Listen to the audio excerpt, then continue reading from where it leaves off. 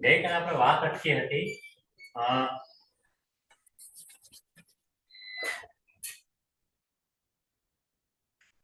કોઈ સીધું આવી જાય છે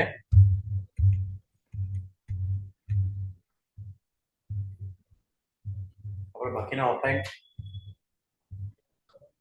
ઓકે ચાલો હવે તમને જોવામાં આવે છે ઊંધા ક્રમમાં આપણે જોતા હતા પછી એક એક્ઝામ્પલ આપ્યું એક્ઝામ્પલ છે અહીંયા સિકંદર ઉદાહરણ સિકંદર કા જન્મ 356 BC માં થયો એટલે કે ઈસા મસીહ એટલે કે ઈસુ ખ્રિસ્તના જન્મથી કેટલા 365 વર્ષ પહેલા કેટલા 365 વર્ષ પહેલા અને એની સામે બીજું આપણે એક ઉદાહરણ છે ભારતને આઝાદી વખતે કઈ સાલમાં મળી 1947 એડી એટલે કે એનો ડોમિની એટલે કે ઈસુ ખ્રિસ્તના જન્મના કેટલા વર્ષ પછી 1947 વર્ષ પછી આપણને શું મળી આઝાદી મળી બરાબર પહેલા વર્ષનો એમનો જન્મ અને આપણને 1947 શું મળે છે આપણને આઝાદી મળે છે બસ આ એક આટલું ડિસ્ટન્સ તમારે જોવાનું છે ઈસુ ખ્રિસ્તના જન્મની પહેલા અને જન્મની બાદ आधुनिक नाम इसे अक्सर बीसी बिफोर क्रिश्चियन एरा सामान्य युग से पहले એટલે કે સામાન્ય વર્ષ 1000 થી વર્ષ 1 થી લઈને 2026 ને શું કહેવામાં આવે છે એનો ડોમિની અને એની પહેલેનું સામાન્ય આપણે જે હાલમાં જીવે છે એને શું કહેવામાં આવે છે સામાન્ય વર્ષો અને એની પહેલાનું નામ એટલે પહેલા વર્ષ એટલે કે બિફોર ક્રિશ્ચિયન એરા પછી આ બધું બતાવે છે કોમન એરા કોમન એટલે કે આપણા અત્યારે હાલનો સામાન્ય વર્ષ હવે મેં તમને આ ચાર્ટ તમને સ્ટડી કરવા કીધું હતું હવે એમાં જો નીચેના આપણા જે બાર છે એટલે કે 4000 3500 3000 2500 એવું નીચે લખ્યું છે બરાબર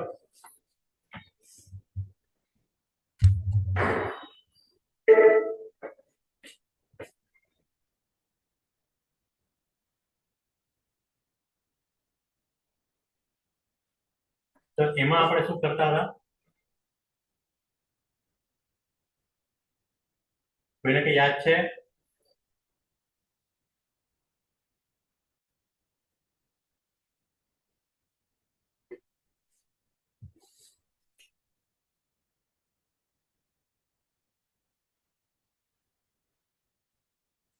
ઓકે ચાલો કઈ વાંધો નહીં આ જે ચાર્ટ છે એમાં આપણે કંઈક સ્ટડી કરવા કીધું હતું કોઈને કઈ ખ્યાલ આવે છે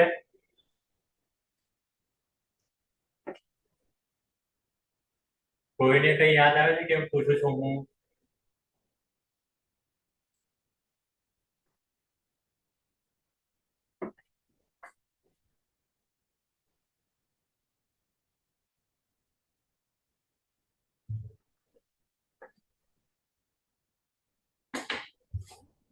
અમે તમે એક ચાર્ટ સ્ટડી કરવા કીધું હતું એની વાત કરું છું મેં કોઈને કઈ ખ્યાલ છે હા તો એમાં મેં એક સ્ટડી કરવા કીધું હતું એમાં તમને ચાર્ટ આ દેખાય છે અત્યારે હાલમાં અને એમાં આપણે ખાસ એક વસ્તુ નોટિસ કરવાની હતી જેમાં વર્ષો કેવી રીતે બતાવ્યા છે અને એમાં ટોટલી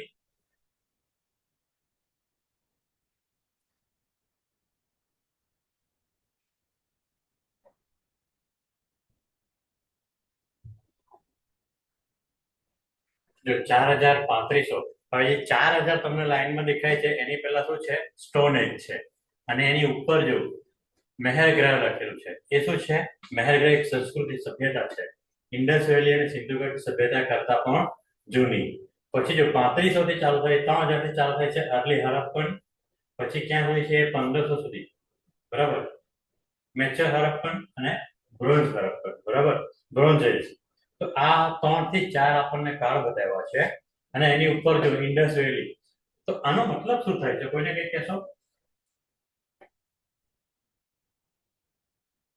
કોઈને કઈ ખ્યાલ છે આમાં ચાલો એક વસ્તુ બીજી સમજીએ આપણે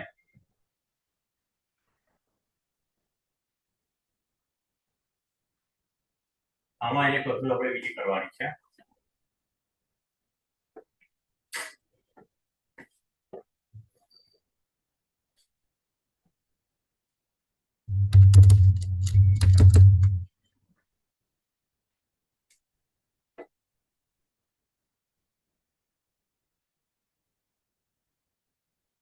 તમને ખ્યાલ છે?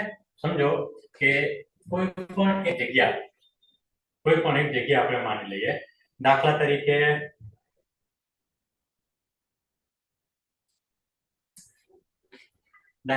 માની લો કે આપણે એક જગ્યા, એટલે કે સમજો કે આપણે એક એરિયા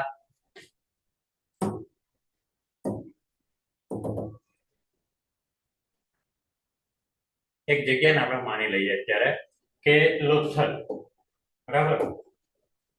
લોથલ અને ધોળાવીરા શું છે? કોઈ કહેશો મને?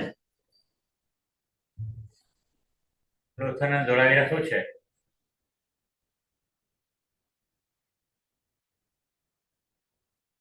આન્સર તો આપો. લોથલ અને ધોળાવીરા શું છે? સિંધુ ખીણની સભ્યતાના સ્થળ. હા, તો શું આપણને જીઓગ્રાફિકલી લોકેશન પ્રમાણે શું એક જ જગ્યા પર હશે કે ઘણી બધી જગ્યાઓ પર હશે એ વસ્તુ? કોઈને કઈ ખ્યાલ? શું એક જ જગ્યા પર હશે કે ઘણી બધી જગ્યા પર હશે? સમજો અત્યારે આપણું એક ગામ છે, બરાબર. એનું પડોશી ગામ. ઘણી બધી જગ્યાઓ. હા, બરાબર. હવે એને સમજવા જોઈએ આપણે. તો સમજો કે આપણું ગામ છે. તમે સમજો કે બધા વાંસદા છો, બરાબર. ત્યાં પણ બધા વસવાટ કરે છે. સેમ એ જ સમયે એ જ જગ્યાએ હશે ને. બીજા એ લોકો પણ રહેતા હશે ને ત્યાં? બોલો તો ખરા. હા સર. હે ને? તો એનો મતલબ શું કે ઘણા બધા લોકો અલગ અલગ વિસ્તારોમાં રહેતા હશે, બરાબર. તો એ વિસ્તારોમાં રહી તો શું કરવામાં આવશે? એ લોકોએ પોતાની અલગ અલગ સંસ્કૃતિ વસાવી હશે ને. બધાએ પોતાની સંસ્કૃતિઓ બનાવી હશે. ખ્યાલ આવે છે આ વાતને? માનો વાંસદામાં અલગ સંસ્કૃતિ છે, હોળીના તહેવારોમાં. હવે જે સુરતમાં આવે તો અલગ રીતિ રિવાજો છે. થોડા રીતિ રિવાજો બદલાતા રહી. એ રીતના દરેક આખા ભારત વર્ષમાં, ભારત દેશ અત્યારે ના મતલબ નામ ત્યારે ના હતું, પણ વિસ્તારમાં ખ્યાલ આવ્યો. જે વિસ્તારમાં શું રહી છે, એક જે તે સમયની સંસ્કૃતિ રહી છે. જોવા જઈએ તો કે ચાલો હવે મેપનું પણ એક્ઝામ્પલ લઈએ તો ખ્યાલ આવશે. તો હું ભૂલતા નથી વધારે.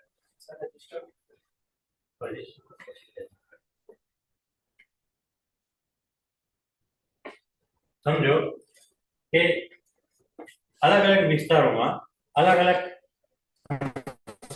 બરાબર. આમાંનો કે વડોદરા છે, બરાબર. બંને બોલી બધા અલગ અલગ. સેમ આ જ રીતના શું થશે? બધાના પહેરવેશ પણ અલગ અલગ.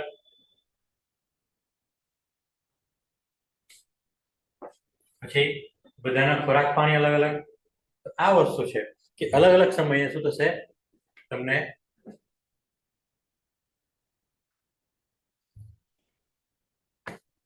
આ એક વાર તમારે ફરી સ્ટડી કરવું પડશે, બરાબર. હવે તમને કઈ જોવા મળે છે? भारत का इतिहास प्राचीन से आधुनिक युग तक. હવે સાંભળજો, પ્રાચીન થી કેવું બતાવે છે? ફરી આખું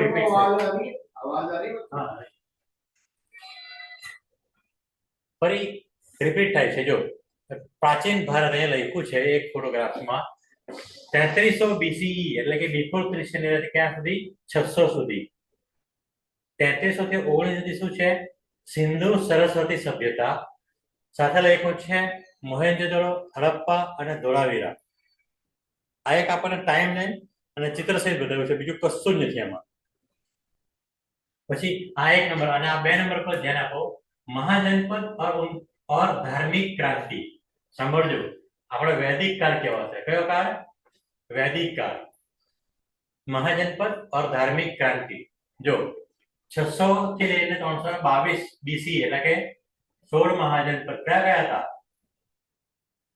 600 થી લઈને 322 16 महाजनपद मगध कनिष्क એવડા હતા ને એ 16 महाजनपदો પછી ગૌતમ બુદ્ધના જન્મ જો આટલા એકમાં તમને ઘણું બધું તમને શીખવા મળી જાય છે અને ઘણા બધા સવાલો તમારાથી સવાલ થઈ છે 563 થી લઈને 483 BC માં સુધી ગૌતમ બુદ્ધનો જન્મ પણ થાય છે એટલે સમજો 600 થી લઈને 322 એ બતાવે છે તો એની અંદર જ આવી જાય છે ગૌતમ બુદ્ધ પણ આવી જાય છે બરાબર અને મહાવીર સ્વામીનો પણ જન્મ થાય છે અને પછી મૌર્ય આ એન્ડિંગમાં શું છે મૌર્ય સામ્રાજ્ય એટલે ચંદ્રગુપ્ત અને સમ્રાટ અશોક પોતે શું કરે છે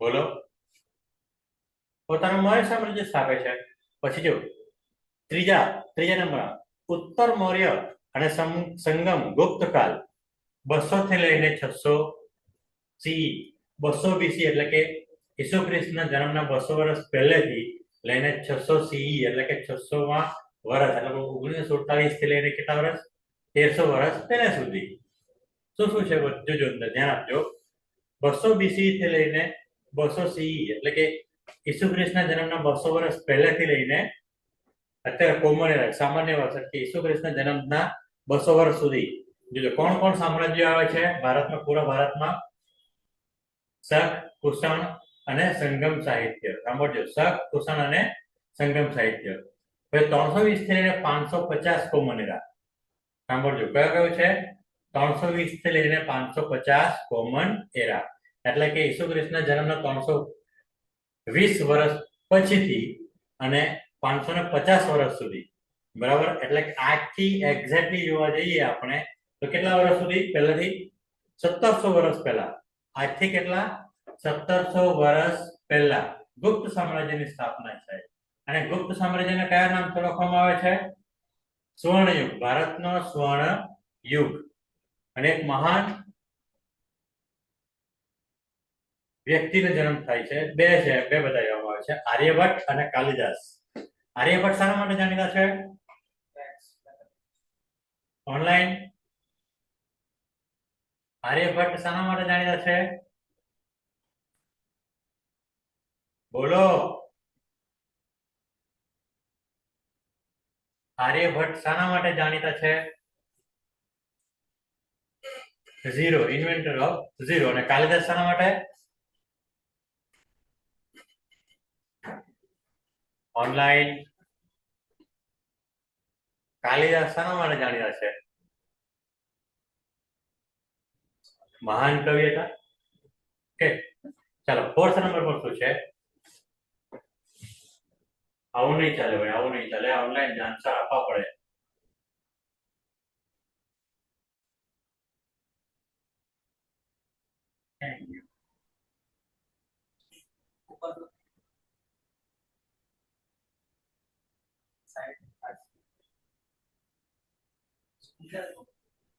चलो मैं लाइव पे ज्यादा रिकॉर्डिंग चालू है ઓમ કરીને ઝૂમ પર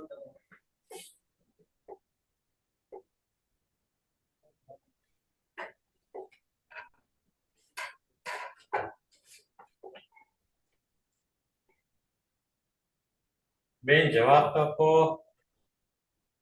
8 कालिदास गुप्तकालीन साहित्यकार હતા धीमे धीमे बोलજો महाकाव्य खंडकालीन नाटको લખ્યા ओके वेरी गुड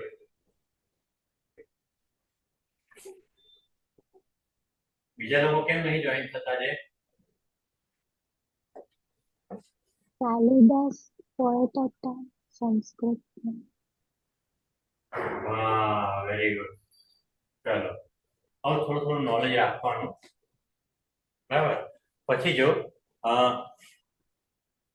હવે શક કુષાણ અને સંગમ સાહિત્ય હવે આના પરથી તમને આ એક સ્લાઇડ પરથી જો કયું છે જો કુષાણ સામ્રાજ્ય ક્યાં આવે છે તમને બધાને ખ્યાલ આવે છે જો મેપ વાઇઝ બતાવ્યું છે કુષાણ સામ્રાજ્ય ક્યાં છે જમ્મુ કાશ્મીર અને પંજાબની બોર્ડર સાઈડ, બરાબર.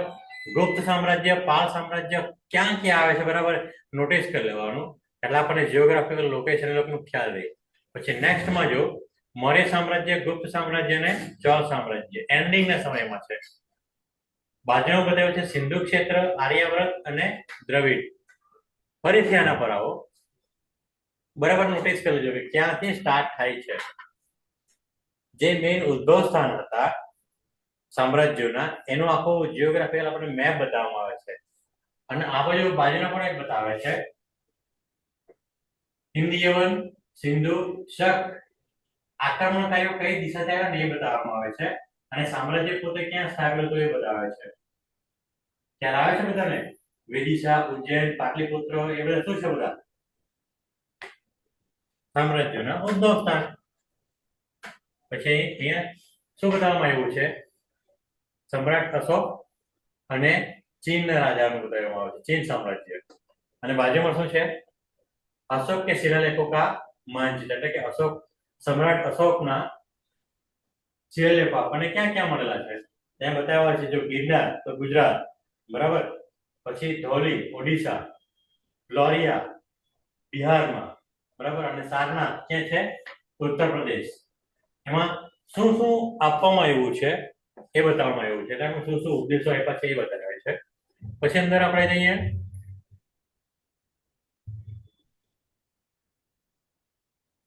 હવે અહીંયાથી જો ખાલી अंग्रेजों के आगमन 17वीं शताब्दी की शुरुआत से पहले भारत का एक एकीकृत राष्ट्र न होकर विभिन्न शक्तिशाली मुगल, मराठा, राजपूत और क्षेत्रीय रियासतों में बटा हुआ था।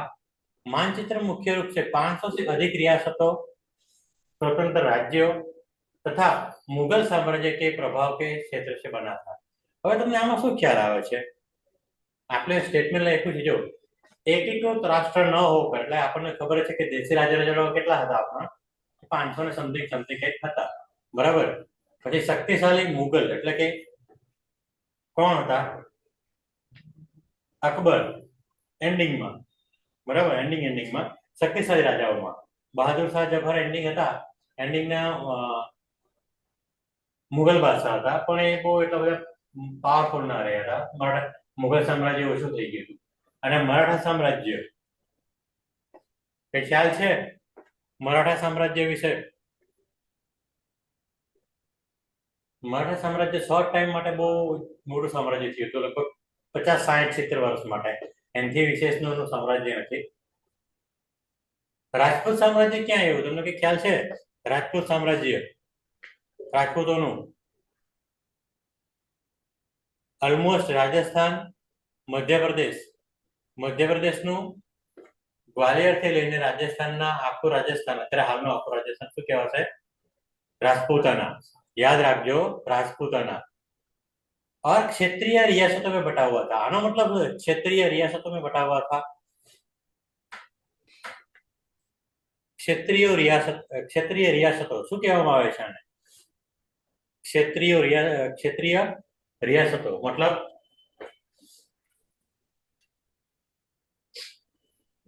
क्षेत्रीय रियासतों में बटा हुआ था. આનો મતલબ શું થશે ખબર છે તમને? દાખલા તરીકે આપણે ગુજરાતનું એક્ઝામ્પલ લઈએ તો ગુજરાતમાં નાના નાના રજવાડાઓ હતા.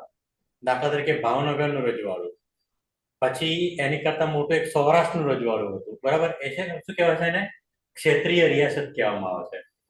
मानचित्र मुख्य रूप से 500 से अधिक रियासतों, स्वतंत्र राज्यों, સાંભળજો, 500 से अधिक रियासतों, પછી છે સ્વતંત્ર રાજ્યો, એટલે કે કયા સ્વતંત્ર રાજ્યો એટલે કયા?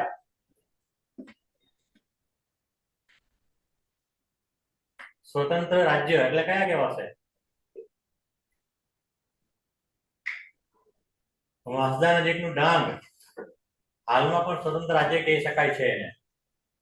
એટલા માટે દર વર્ષે એના પર શું કરવામાં આવે છે? ડાંગ દરબાર. કોઈ કહેશો ડાંગ દરબારનો ઇતિહાસ શું છે? કઈ કઈ સંધિઓ થઈ હતી અંગ્રેજો જોડે?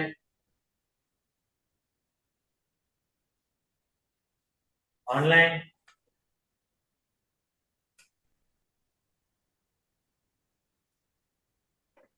2 થી 3 સંધિઓ કરવામાં આવી હતી અંગ્રેજો જોડે, અને એવો વિસ્તાર હતો કે જે અંગ્રેજો લડી શકતા હતા નહીં, પણ દાબ દબાણથી શું કરવામાં આવ્યું હતું? સંધિઓ કરવામાં આવી હતી, અને એ લોકોને પેન્શન સ્વરૂપે અમુક રકમ આપવામાં આવતી હતી, જે હાલમાં દર વર્ષે રાજ્યપાલના હસ્તક આપવામાં આવે છે. રાજ્યપાલ કે કોના હસ્તક આપવામાં આવે છે? મુખ્યમंत्रीના હસ્તકથી स्वतंत्र राज्यों और मुगल साम्राज्य के प्रभाव क्षेत्रों से बना था। मतलब पूरा भारत में કેટલીક જગ્યાઓ પર કયા કયા કોણ શાસન હતું? ક્ષેત્રીય રિયાસત, પછી બીજું આ લખ્યું છે ને, કોના કોના રાજ્યો હતા? ચાલો એક મિનિટ આપણે જોઈ લઈએ બીજું.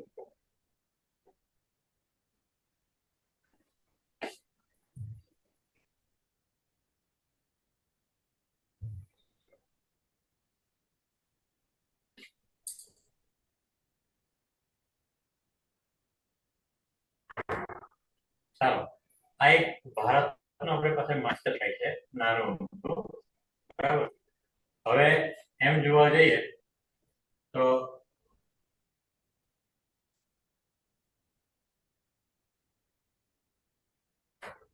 એક મિનિટ.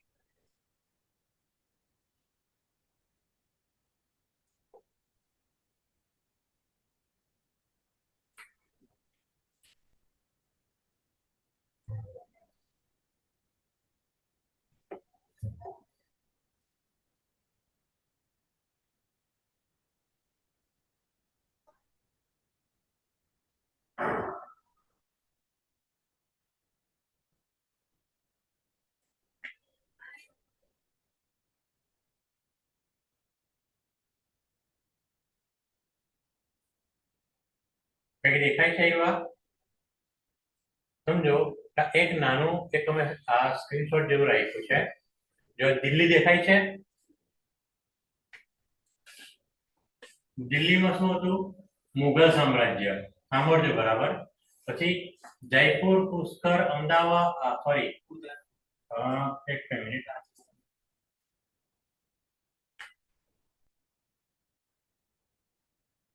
જો દિલ્હીમાં શું હતું? મુઘલ સામ્રાજ્ય.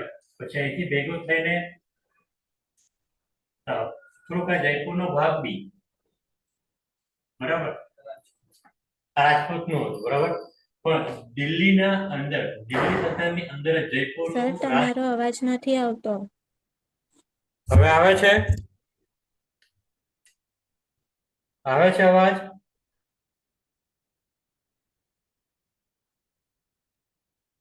હા સર, આવે છે ને?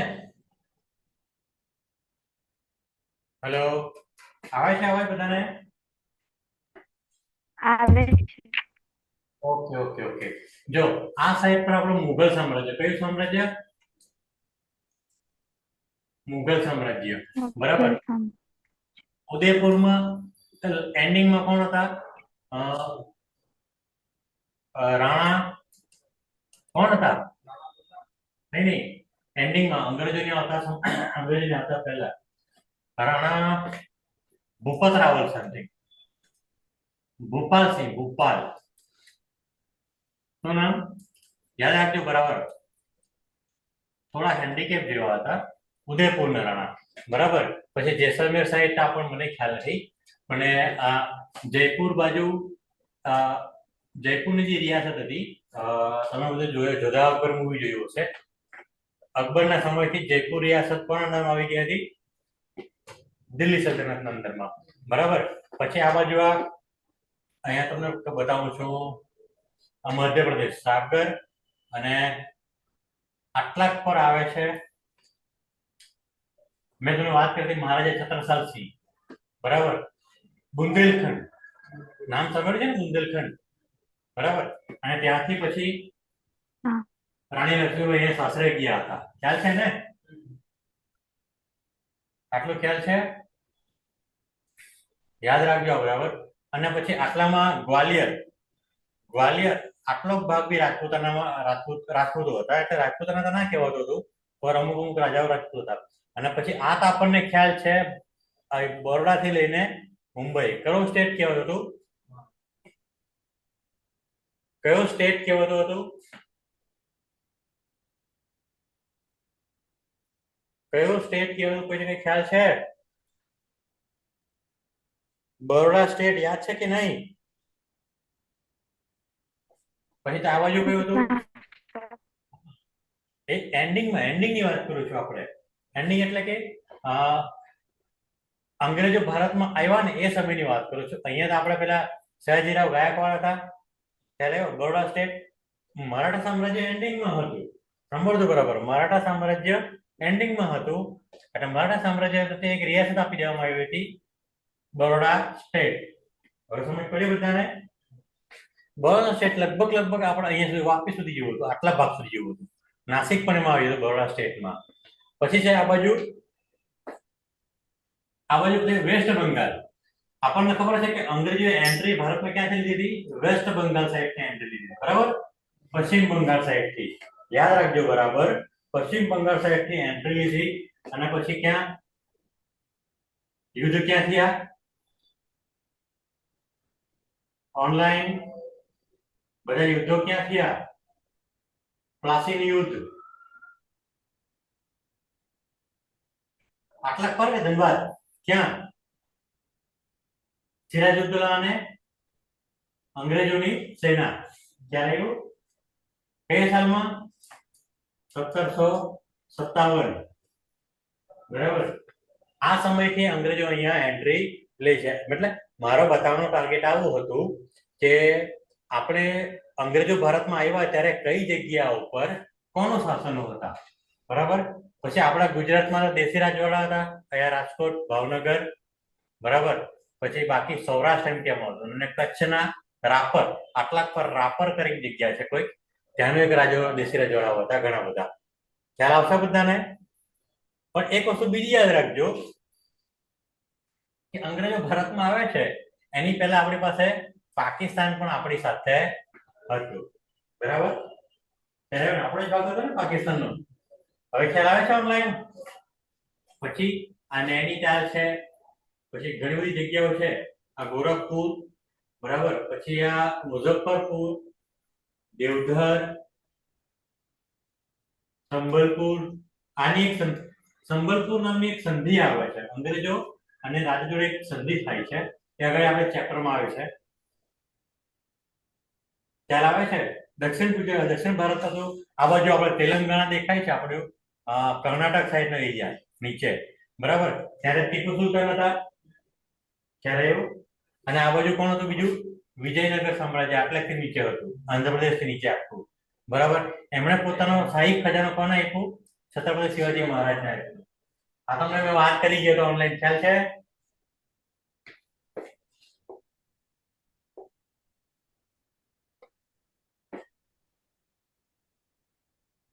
હવે याद रखो, जो समझो, मुगल साम्राज्य 17वीं सदी की शुरुआत में अधिकांश उत्तर, मध्य और पश्चिमी भारत पर मुगलों का वर्चस्व था, जो दिल्ली और आगरा से नियंत्रित था. હવે સાંભળજો, પહેલા મેપ ના હિસાબથી है ना?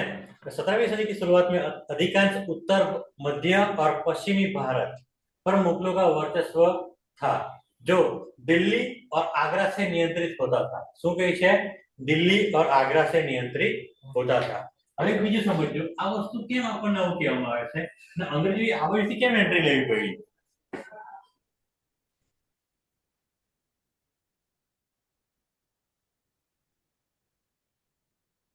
ચાલો એક થોડું હજુ આપણે જોઈએ. ચાલો એક બીજી વાત આમાં વચ્ચે આવશે, હું તમને એ પણ કહું છું. ભારતને તમે ધ્યાનમાં રાખજો, થોડીક મેપ નામ કરું છું હું.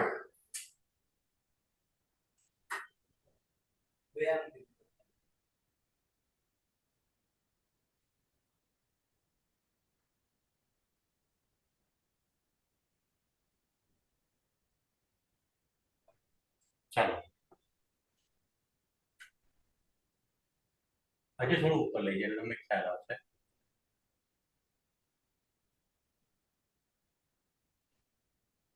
ચાલો હવે સાંભળજો બરાબર, દેખાય છે ને બધાને?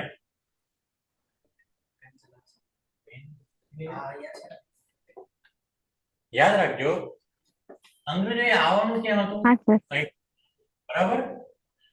હવે એક રસ્તો તો તમને બેઠા સીધે જોવા મળશે, વર્લ્ડ વોર. ઓકે, અને એક બીજો રસ્તો છે આપણી પાસે આવ્યો. ઓકે, હવે એક વસ્તુ તમે બીજું વિચારજો કે એક વાસ્કો દા ગામા યાદ છે ને? કોણ? ઓનલાઈન વાસ્કો દા ગામા કઈ યાદ છે? બોલો. વાસ્કો દા ગામાનું કઈ યાદ છે તમને બધાને?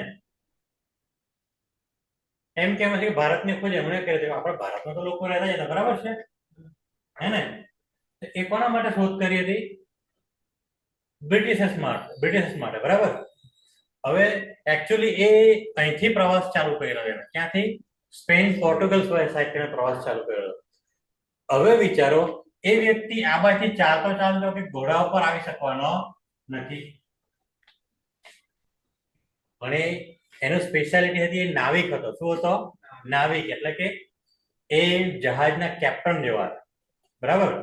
હવે વિચારો કે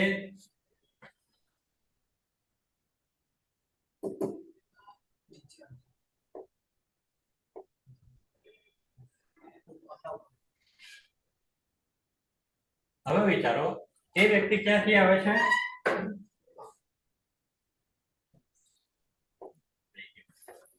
એ વ્યક્તિ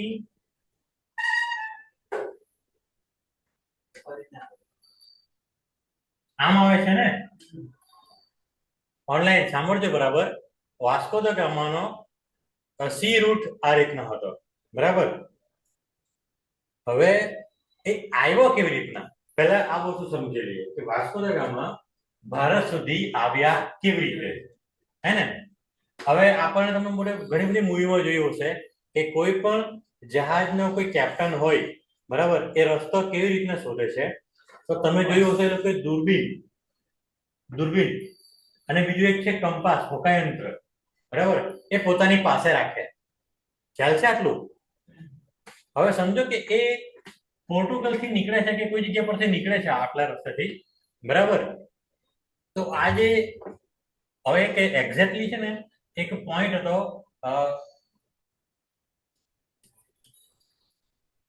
કેપ ઓફ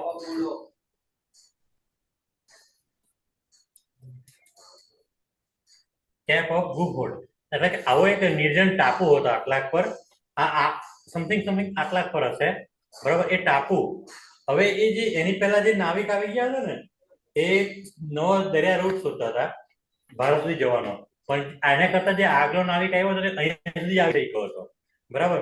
એટલે એની હિસાબથી સમજો કે એને શું કર્યું, વાસ્કો દ ગામાએ અહીંથી નીકળતી વખતે દરિયા કિનારાથી 5 થી 10 કિલોમીટર દૂર, એટલે કે દૂરબીનથી જોતા રહે, અહીંથી માનો કે એ વ્યક્તિ જોઈ તો એને દરિયા કિનારો દેખાતો રહેવો જોઈએ.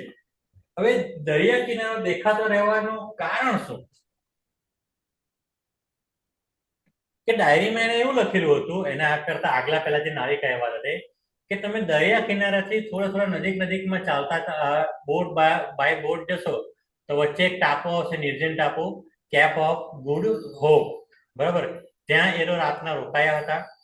મતલબ થોડા સમય માટે રોકાયા. થોડા સમય એટલે કે સમથિંગ મહિના 2 મહિના માટે. કેમ કે અનાજ પાણી એવું ખૂટી ગયું હોય, કોઈ માંદા પડ્યા હોય તો તેને હેલ્થના કે આરામ માટે એ લોકો કેપ ઓફ ગુડ હોપ સુધી એ લોકો રોકાયા. અને માનો કે એ લોકોની પાસે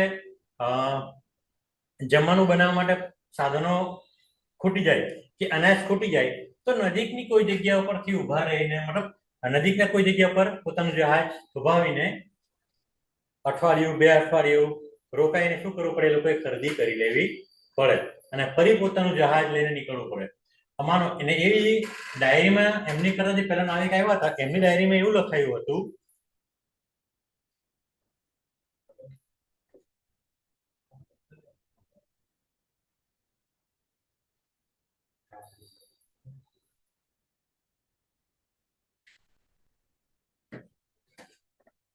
જોજો ધ્યાનથી, એ ડાયરીમાં એવી રીતના લખેલું હતું કે દરિયા કિનારાથી 5 થી 7 કિલોમીટર તમે દૂરથી ચાલતા મતલબ કે બોટ લઈને જશો તો તમને દરિયા કિનારો દેખાતો રહેવો જોઈએ.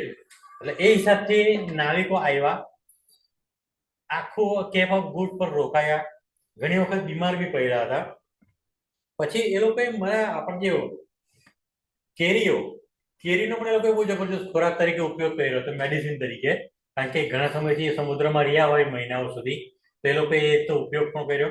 અને પછી આ રીતના આખો એ લોકોએ રૂટ ફાઇન્ડ આઉટ કર્યો. અને આટલેથી આવીને સમજો, ઉપરથી આવવાનું છે. ક્યાંથી આવવાનું છે? ઉપરથી. એ લોકોએ શું કે ડાયરીમાં શું લખ્યું હતું કે દક્ષિણની તરફ આવવાનું. શું કરવાનું? દક્ષિણની તરફ આવવાનું.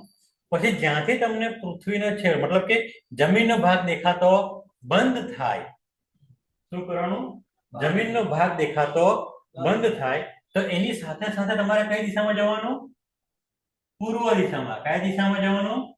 પૂર્વ દિશામાં. હવે કેવી રીતના પૂર્વ દિશામાં જવાનું? કે આ રીતના આખા જમીન દેખાતી રહેવી જોઈએ. અને પછી તમને મળશે ભારત દેશ. ખ્યાલ આવ્યો બધાને? Yes, Gondwana land. ખ્યાલ આવે છે બધાને? ઓનલાઈન આન્સર આપજો. આવું નહીં ચાલે ભાઈ, આવું નહીં ચાલે, આવું નહીં ચાલે.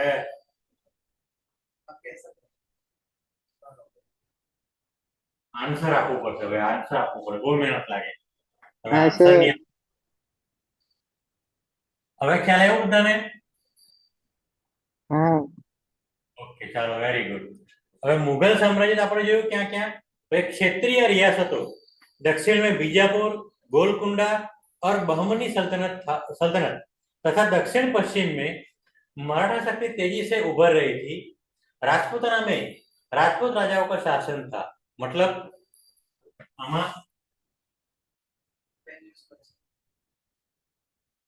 बराबर सीखी लिया, बराबर सीखी लिया।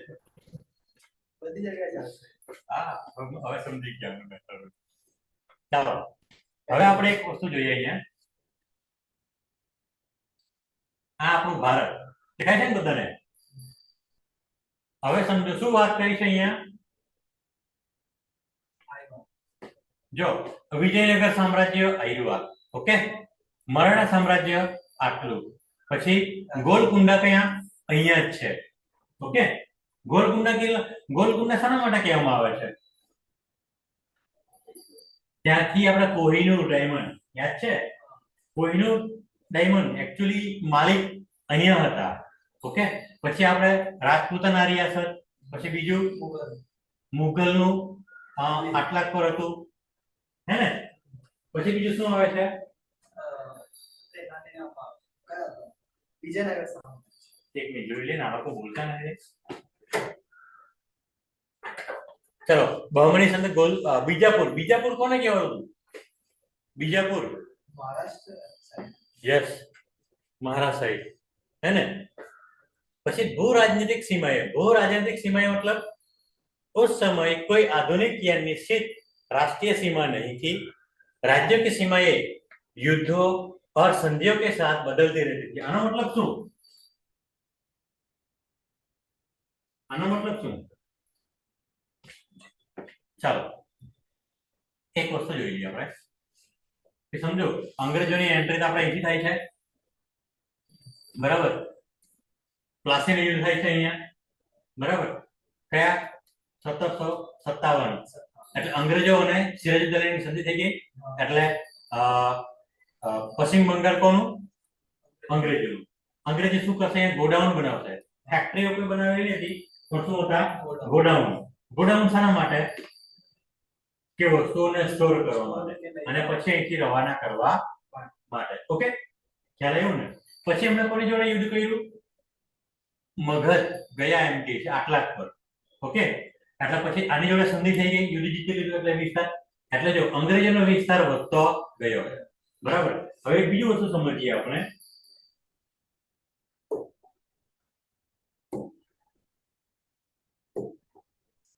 હવે એક વસ્તુ સમજીએ કે સમજો કે આટલાક થી મુઘલ સામ્રાજ્ય શરૂઆત થાય છે, હે ને? પછી કેટલો આ ગ્વાલિયરનો ભાગ જીતી લે છે મુઘલ સામ્રાજ્ય, તો મુઘલ સામ્રાજ્ય ટોટલ કેટલું થઈ જશે? મોટું થઈ જશે. તો આ હિસાબથી શું થાય? રાજ્યોની સીમાઓમાં ફેરફાર થાય. ખ્યાલ આવ્યો? માનો મહારાષ્ટ્રનો કેટલો ભાગ પાછો જીતી લે છે મુઘલ સામ્રાજ્ય, બરાબર? પછી એમ ન થઈ જાય. હે ને? પછી ચાલો મરાઠા સામ્રાજ્ય, અહીંનું જે મરાઠા સામ્રાજ્ય હતું, બરાબર, કેટલોક આ બાજુ મુગલોનો ભાગ જીતી લે છે, હે ને? તો મરાઠા સામ્રાજ્યનો વિસ્તાર વધી જશે. સમજો કે આ એક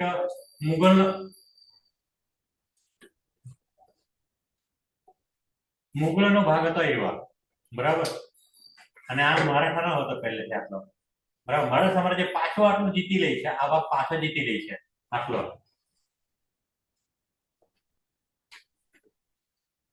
બરાબર શીખવું. Okay, okay. આ મુગલ સામ્રાજ્ય, આ મરાઠા સામ્રાજ્ય, બરાબર. હવે પાછું મરાઠા સામ્રાજ્યનો કેટલો ભાગ, આટલો ભાગ શું કરે છે? મુગલ જીતી જાય છે. ઓકે, ફરી પાછું મરાઠા સામ્રાજ્ય શું કરે છે? યુદ્ધ કરે છે અને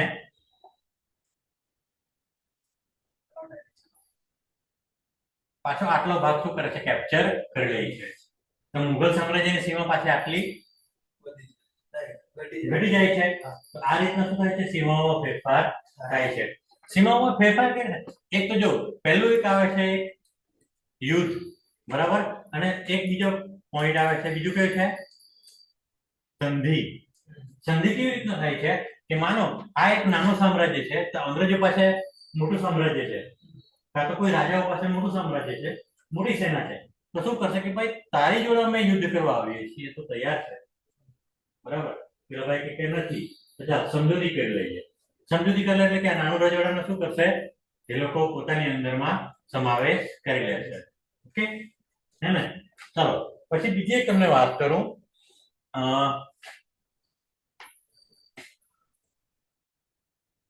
એક તમને અંગ્રેજોના શાસનકાળમાં એક બીજી સંધિ સાંભળવા મળશે, મેઇન સંધિ. કઈ? એક મેઇન સંધિ, સહાયક સંધિ. કઈ સંધિ?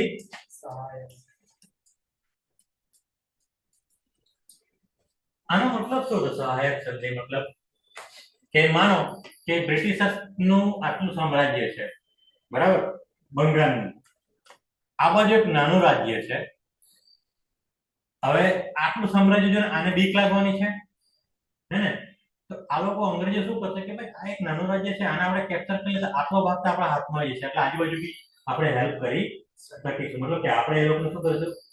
ગભરાવીને કે યુદ્ધની ધમકી આપીને જીતી શકીશું, બરાબર. તો અંગ્રેજો શું કરશે કે ભાઈ આને પહેલા એક મેસેજ મોકલશે, સંદેશો મોકલશે કે ભાઈ તમારી શું ઈચ્છા છે? અંગ્રેજ શાસનકાળમાં જોઈન થવું છે, બરાબર. નહીં માનશે તો યુદ્ધ કરી લેશે, અને માની જાય તો સંધિ કરશે. તો સંધિ કઈ કરશે? સહાયક સંધિ. સાંભળજો, સહાયક સંધિમાં શું છે કે પોતે જે તે રાજ્ય પોતાની સેના રાખી શકશે નહીં. એની બાઉન્ડ્રીની સુરક્ષા કોણ કરશે? અંગ્રેજોની સેના. એટલે ઓટોમેટિક જે રાજા હતો, બરાબર,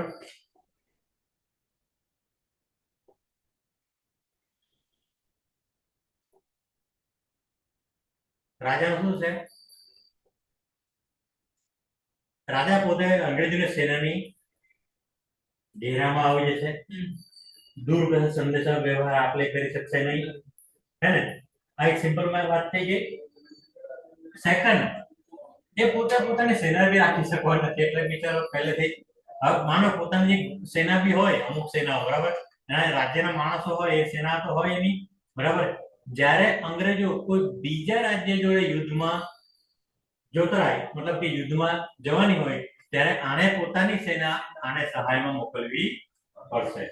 અને આને મતલબ કે જે ભારતીય રાજાએ વાર્ષિક ખર્ચ પેટે, સેનાના ખર્ચ પેટે, માનો પોતાની રાજાને તો પોતાની સેનાને તો પગાર આપવાનો જ છે, બરાબર, અંગ્રેજી સેનાને પણ અમુક પગાર આપવો પડે. આને શું કહેવાય? સહાયક સંધિ. ખ્યાલ આવશે ઓનલાઈન બધાને સહાયક સંધિ વિશે? સહાયક એટલે કે મદદગાર. સિમ્પલ ભાષામાં મદદ કઈ કઈ રીતે?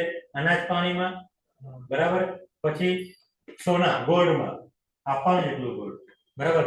દાખલા તરીકે ટીપુ સુલતાન જોડે થયું હતું એવું, હે ને? ખ્યાલ આવે છે ને બધાને ઓનલાઈન?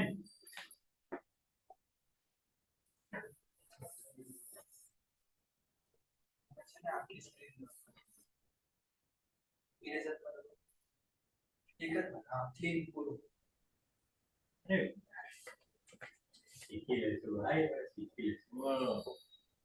સરસ સરસ સરસ સરસ. હવે ખ્યાલ છે બધાને? ઓનલાઈન આન્સર આપો યાર, આન્સર આપો. हाँ सर। एक एक टॉपिक समझाओ, समझ जाए છે બેન. चलो, बंगाल और दक्षिण. बंगाल एक स्वतंत्र और समृद्ध सूबा था, जबकि दक्षिण में मैसूर तथा त्रावणकोर जैसे मजबूत राज्य क्षेत्र थे. હવે मैसूर, કઈ ખ્યાલ છે मैसूर વિશે? मैसूर વિશે કઈ ખ્યાલ છે કે? દેખાયો કોઈને मैसूर?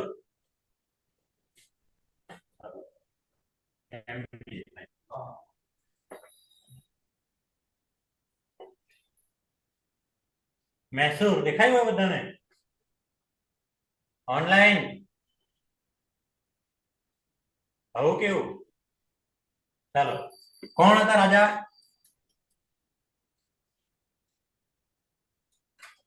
ટીપુ સુલતાન. બરાબર. અંગ્રેજો જોડે યુદ્ધ ચાલતું હતું. બરાબર.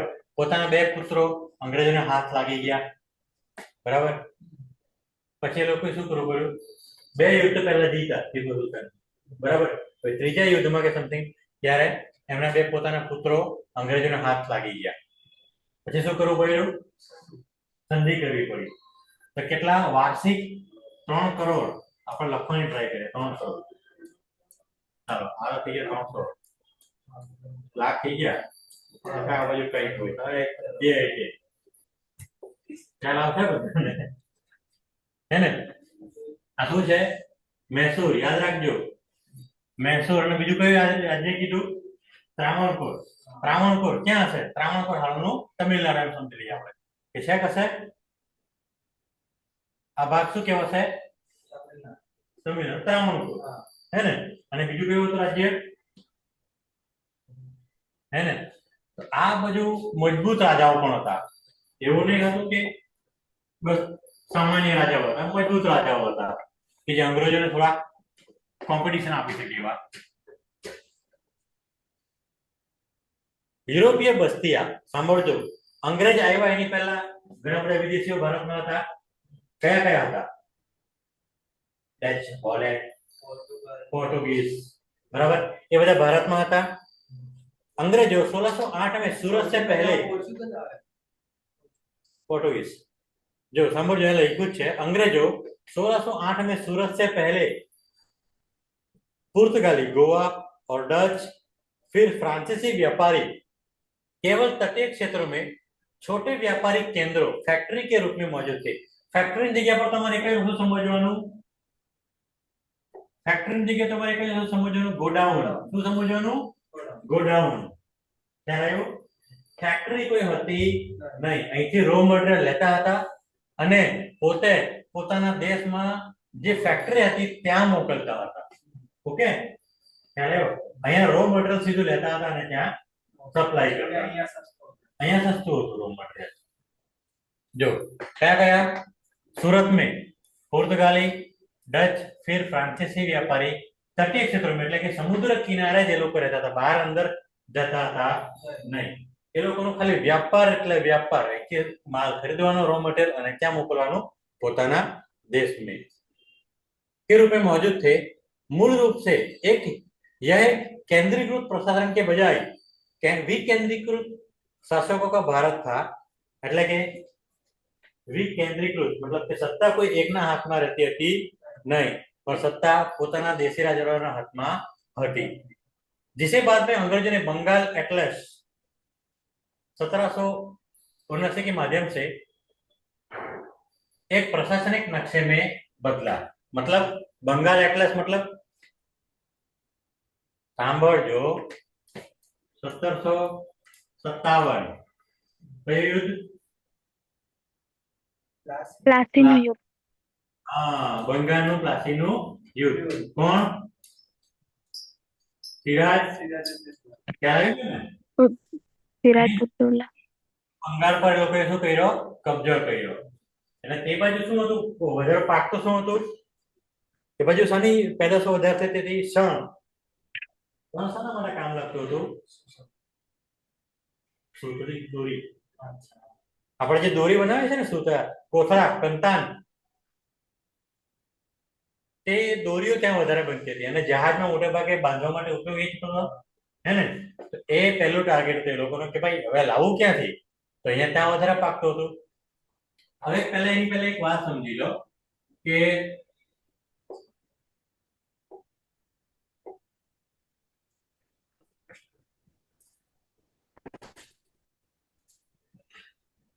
એ લોકો ગુજરાતમાં પહેલા એન્ટ્રી લીધી. કોણે? અંગ્રેજોએ. હવે સાંભળજો કે એક ઘટના કઈ બને છે. પહેલા સુરતમાં કોટેજ સ્થાપવાની શરૂઆત કરી, ટ્રાય કરી. શું કરી? ટ્રાય કરી. પણ એ પોસિબલ થયું નહીં. કારણ ઓનલાઈન કોઈને કઈ ખ્યાલ છે? આ લોકોએ આખું છોડીને અહીંયા કેમ જવું પડ્યું? ઓનલાઈન. બહુ જબરદસ્ત લોજિક છે અહીંયા અને ઓથેન્ટિક છે. સુરત છોડીને ત્યાં કેમ જવું પડ્યું? કઈ કઈ? મહારાષ્ટ્ર હા, ને ઉપર બહાદુર શાહ જફરવાડી અહીંયા યુપી. પછી બીજું રાજસ્થાન રાજસ્થાનમાં આપણે કયું હતું? રાજપૂતાના. રાજપૂતાના. ઓકે. એક થોટ એવી રીતના છે, વિચાર નથી, હકીકત છે કે સુરતમાં બહાદુર શાહ જફર પાસે પરમિશન તો લીધી આ લોકોએ. સાંભળજો, પરમિશન તો લઈ આવ્યા, પણ એ સામ્રાજ્ય કોનું જબરજસ્ત હતું? મરાઠા સામ્રાજ્ય જબરજસ્ત હતું. બરાબર? તો ભાઈ આની જોડે માથાકૂટ કરવી એના કરતા સીધું બાયપાસ આપણે ક્યાં ગયા? બંગાળ. ત્યાંથી શાંતિ ધંધો કરવાનો. બરાબર? જેમ જેમ પ્રોફિટ થાય તેમ તેમ પોતાનું સામ્રાજ્ય વિસ્તાર વધારવાનો. ખ્યાલ આવ્યો? પછી આ બાજુ દિલ્હી બાજુ ગયા. બરાબર? અંગ્રેજો પહેલા બંગાળ પૂરતું રહ્યું, પછી આ બાજુ થોડું યુદ્ધ લડ્યા એ લોકો, પછી ઝાંસી ને બધું યુદ્ધ લીધું. કેવું? 1857. પછી ધીમે ધીમે આ બાજુ વિસ્તારવાનું ચાલુ કર્યું. આ ટીપુ સુલતાન સાથે માથાકૂટ. ટીપુ સુલતાન સાથે માથાકૂટ ક્યારે? જ્યારે અહીંથી મદ્રાસ આટલા પર પોતાની છાવણી બી બનાવી હતી. પછી આ લોકોએ અહીંયા યુદ્ધ, મૈસૂરમાં યુદ્ધ કરવાનું ચાલુ કર્યું. ખ્યાલ આવ્યું? હે ને? ડાયરેક્ટ અહીંથી યુદ્ધ કરવા નહીં આવ્યા હતા ટીપુ સુલતાન જોડે. મદ્રાસ અને ચેન્નઈ સાઈડથી છાવણીમાંથી યુદ્ધ કરવા માટે આવ્યા હતા. ખ્યાલ આવ્યો બધાને? જો અમુક તમે સાંભળ્યું છે, આ Mumbai presidency, Madras presidency, Bengal presidency, આવું નામ સાંભળ્યું? પ્રેસિડેન્સીનું નામ સાંભળ્યું? 6 થી 7 મુખ્ય પ્રેસિડેન્સીઓ હતી અંગ્રેજોની. બરાબર? પહેલી થઈ ગઈ મુંબઈ પ્રેસિડેન્સી, પછી હૈદરાબાદ પ્રેસિડેન્સી, બંગાળ પ્રેસિડેન્સી, પછી આ સમથિંગ બીજી ચારેક છે, મને યાદ નથી એકચ્યુઅલી અત્યારે હાલમાં, હું તમને કહીશ. હે ને? તો આ બધી પ્રેસિડેન્સીના થી માનો હવે આપણે સમજીએ આ કઈ આપણી મુંબઈ પ્રેસિડેન્સી. બરાબર? પછી આ બાજુ ચેન્નઈ પ્રેસિડેન્સી, બેંગાલ પ્રેસિડેન્સી. આટલી 3 જગ્યા ઉપર અંગ્રેજોનું પહેલા શાસન હતું. પહેલું અહીંયા, સેકન્ડ, થર્ડ. ઓકે, ગાઈસ એકાદ બે ક્રમમાં આમ મોટું શુદ્ધ હશે, વાંધો નહીં આવશે. તો પછી શું થાય કે અહીંથી આ પ્રેસિડેન્સી શું કરશે? આ બાજુનો એરિયા કેટલો કેપ્ચર કરશે, આ પ્રેસિડેન્સી આટલા પરનો કોઈ એરિયા કેપ્ચર કરશે, આ ભાઈ આટલા પરનો કેપ્ચર કરશે. એટલે ધીમે ધીમે અંગ્રેજોનો શાસનનો વિસ્તાર વધતો થાય. ખ્યાલ આવ્યો ઓનલાઈન બધાને? ઓનલાઈન હા સર. ખ્યાલ આવ્યો ને? અંગ્રેજો પોતાનું શાસન કેમ કેમ ભારતનો વિસ્તાર વધારેલો હતો? રાજસ્થાનમાં બહુ એ લોકો કરી શક્યા હતા નહીં.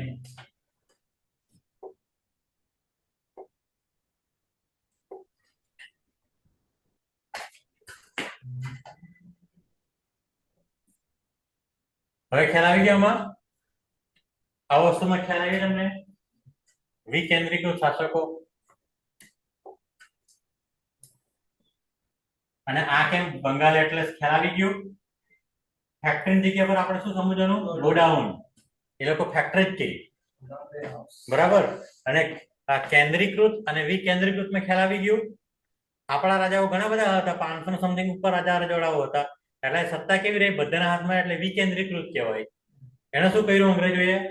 કેન્દ્રીકૃત કરી નાખ્યું, પોતાની પાસે રાખ્યું અમુક વ્યક્તિઓના હાથમાં. હવે જો આ આપણે બ્રિટિશ ઇન્ડિયન એમ્પાયર એટલે કે મોટા મોટા રાજા રજવાડાઓ છે. આપણે અહીંયા સમજીએ, બરાબર. મૌર્ય એમ્પાયર ક્યાંથી? પેલી ટાઈમ લાઈન ની હિસાબથી શું કરીએ આપણે? 1/2026. મૌર્ય એમ્પાયર ક્યાંથી છે? 322 થી લઈને 185 BC, એટલે કે ઈસુ જન્મની પહેલા. ગુપ્ત એમ્પાયર પણ ક્યાં? 320 થી લઈને, ગુપ્ત એમ્પાયર થોડું મોટું છે, 320 થી લઈને ક્યાં સુધી છે? 550 ઈસુ જન્મના વર્ષ પછી, એટલે કે સમથિંગ 800 વર્ષનું શાસન. પછી જો મુગલ એમ્પાયર 1526 થી 1857 AD, એટલે કે એક કયું છે? 1526 અને બીજું કયું? 1857. કેમ 1857? મુગલ એમ્પાયર ઓનલાઈન 1857 સુધી મુગલ એમ્પાયર. કેમ? યાદ રાખજો, 1757 શું થાય છે? પ્લાસીનું યુદ્ધ થાય છે ને. પ્લાસીનું યુદ્ધ. હા. હવે એ સમય જો હજુ આપણે એક્સ્ટ્રા બીજા કેટલા 100 વર્ષ છે, હે ને? તો જેટલા પણ મુગલ રાજા રજવાડાઓ હતા એ ક્યાં સુધી થાય છે? એક્ઝેક્ટલી 1857 સુધી. હવે જો બરાબર ધ્યાનથી કે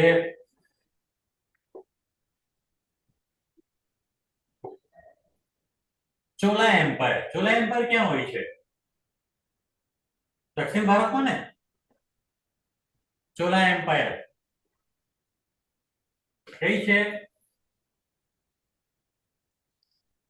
301 થી લઈને ક્યાં સુધી? 1200 આટલું ખ્યાલ ને ભાઈ. ચાલુક્ય એમ્પાયર, આ રીતે તમે ટાઈમ લાઈન જોવાની પહેલા એ ક્યાંથી ક્યાં શાસન છે. મરાઠા એમ્પાયર જો કેટલું છે? 150 વર્ષ જેવું દેખાય છે. મરાઠા એમ્પાયર 150 વર્ષ. પછી વિજયનગર એમ્પાયર, હે ને?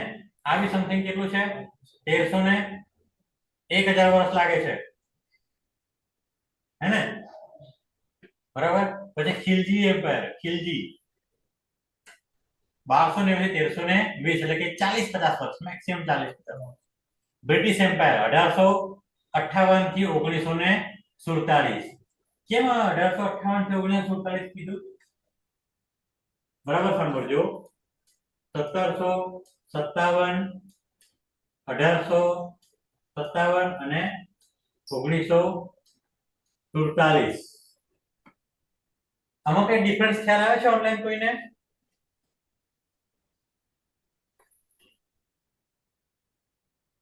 ચાલો એક વસ્તુ તમને સમજાવું છું. 1757 માં પ્લાસીનું યુદ્ધ થાય, બરાબર. અને સિરાજઉદ્દૌલાને શું કરે છે? લોકો હરાવે છે, હે ને? તો જ્યારે 1757 માં જ્યારે એને હરાવ્યો ત્યારે બ્રિટિશ ઈસ્ટ ઇન્ડિયા કંપની એ બ્રિટિશ પાર્લામેન્ટ થી આવી હતી. કોના અંદરમાંથી? બ્રિટિશ પાર્લામેન્ટ માંથી આવી હતી. એક સિમ્પલ એક કંપની, વેપારી કંપની જે લાયસન્સ લઈને આવી હતી. પછી થોડું શાસન સ્થાપે છે એ લોકો ભારતમાં પોતે. પછી 1857 માં વિપ્લવ થાય છે, મોટો વિદ્રોહ થાય છે, બરાબર. રાણી લક્ષ્મીબાઈ અને બીજા કેટલાક સહાયક રાજાઓ બધા એ લોકો અંગ્રેજ સામે યુદ્ધ કરે છે, બીજા ઘણા બધા આંદોલનો સ્ટાર્ટ થાય છે અંગ્રેજોના વિરોધમાં. પછી અંગ્રેજો જે કંપની આવી હતી, કંપની પોતે શાસન સંભાળી શકતી હતી નહીં વ્યવસ્થિત, બરાબર. તો શું કર્યું? બ્રિટિશ ક્વીન કઈ છે? વિક્ટોરિયા. ઓકે. શું કરે છે? એ કંપનીનું શાસન પોતાની અંદરમાં લે છે. એટલે 1857 થી લઈને 1900, હે ને? તો આપણને કેટલીક જગ્યા પર બ્રિટિશ તાજ એવું કીધું હશે. શું કીધું હશે? બ્રિટિશ તાજ કાં તો બ્રિટિશ ક્રાઉન. બરાબર. પહેલા બ્રિટિશ પાર્લામેન્ટના શાસનમાં હતું 1757 થી 1857 સુધી. પછી એ ટોટલી હેન્ડઓવર કોને થઈ જાય છે? બ્રિટિશ ક્રાઉન એટલે કે બ્રિટિશના રાજા કે રાણીના અંદરનો શાસન આવી જાય છે. ખ્યાલ આવે છે બધા? પાલા એમ્પાયર 1700 થી લઈને 750 થી લઈને 1174 બિહારથી નીચે લગભગ પાલા એમ્પાયર આવે છે. કુષાણ એમ્પાયર, કુષાણ આ બાજુ ક્યાં ગયું?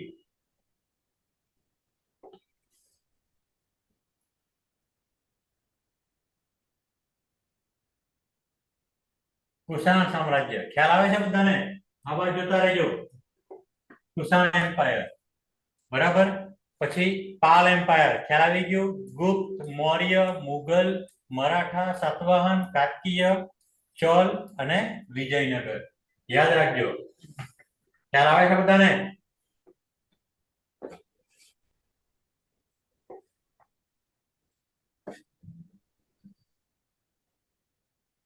પછી છે તુગલક ડાયનેસ્ટી. બરાબર. મોહમ્મદ બિન તુગલક. પછી બીજું કોણ? જો એનું વર્ષ કયું? બહુ સામાન્ય વર્ષ આપ્યું છે.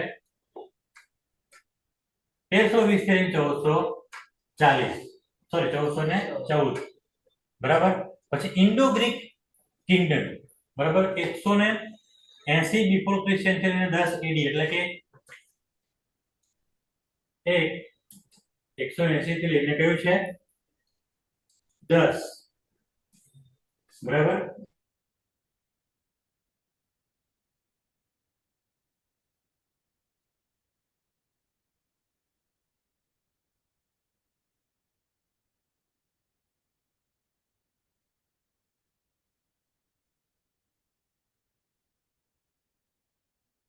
આમ શાસન એ લોકોના થયેલા હતા. ખ્યાલ આવશે બધાને આ રીતના? હવે ઓનલાઈન બોલતા રહેજો. ચાલો કેટલા વાગ્યા? 11:10. ઓનલાઈન બીજા સબ્જેક્ટ લઈ લઈએ. હા સર. ઓકે ચાલો.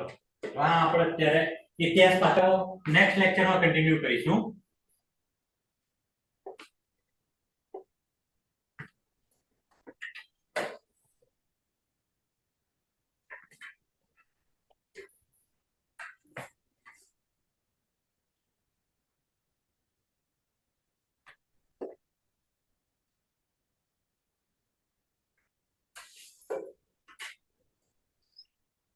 ચાલો મને કોઈ જવાબ આપશે ઓનલાઈન માંથી કે શું છે ભારતનું સંવિધાન? શું છે ઓનલાઈન? તમારી પાસે આન્સરની અપેક્ષા છે. ભારતનું બંધારણ શું કામ કરે છે પહેલા તો મને કહે. ફટાફટ. સમય નથી. ડાયરેક્ટ આપણે જે આર્ટિકલ ભણવાનું છે. પ્રી હિસ્ટ્રી આપણે ચિરાયુ સર કરીને છે એ ભણાવતો તમને. બોલો ફટાફટ. ભારતનું બંધારણ શું કામગીરી કરે છે? ઓનલાઈન ચાલો ફટાફટ આન્સર આપો.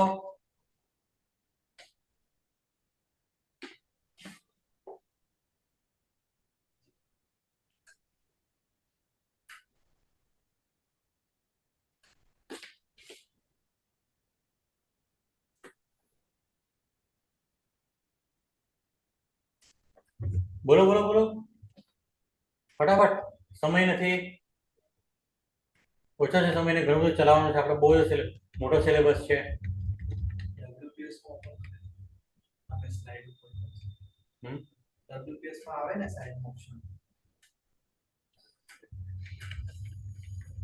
ચાલો બોલો ઓનલાઈન. શાના માટે સંવિધાન બનાવવામાં આવ્યું છે? જે પણ આન્સર આવડે બોલો. આપણે જરૂર નથી કે સાચો હોવો જોઈએ. હે ને આપણે શીખવાનું છે. બોલો બેટા.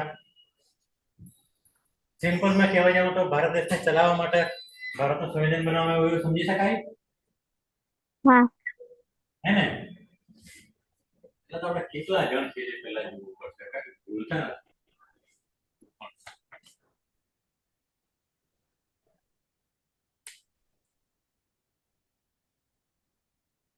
6 જણ છે ખાલી ભાઈ. હવે કેમ ચાલશે? કઈ વાંધો નહીં, છોડો. ભણવાનું ચાલુ રાખવું જોઈએ આપણે. ચાલો. ભારતનું બંધારણ સિમ્પલી ભારત દેશને ચલાવવા માટે છે. તો ભારત દેશમાં એવી કેવી સંસ્થાઓ છે કે જેને કંટ્રોલ રાખવી પડે. એક તો છે આપણી પહેલી ન્યાયપાલિકા, બરાબર, આપણી સંસદ, અને બીજું શું છે? આપણે બધા વિભાગો છે ને, ડિપાર્ટમેન્ટ અલગ અલગ, હે ને. હવે સાંભળજો, આપણે વિચારીએ પહેલા ભારત દેશની સંવિધાન સભા શું છે? સંવિધાન સભા. તો તેમાં શું ચર્ચાઓ થઈ હશે બનાવતા પહેલા? કોઈ ખ્યાલ છે?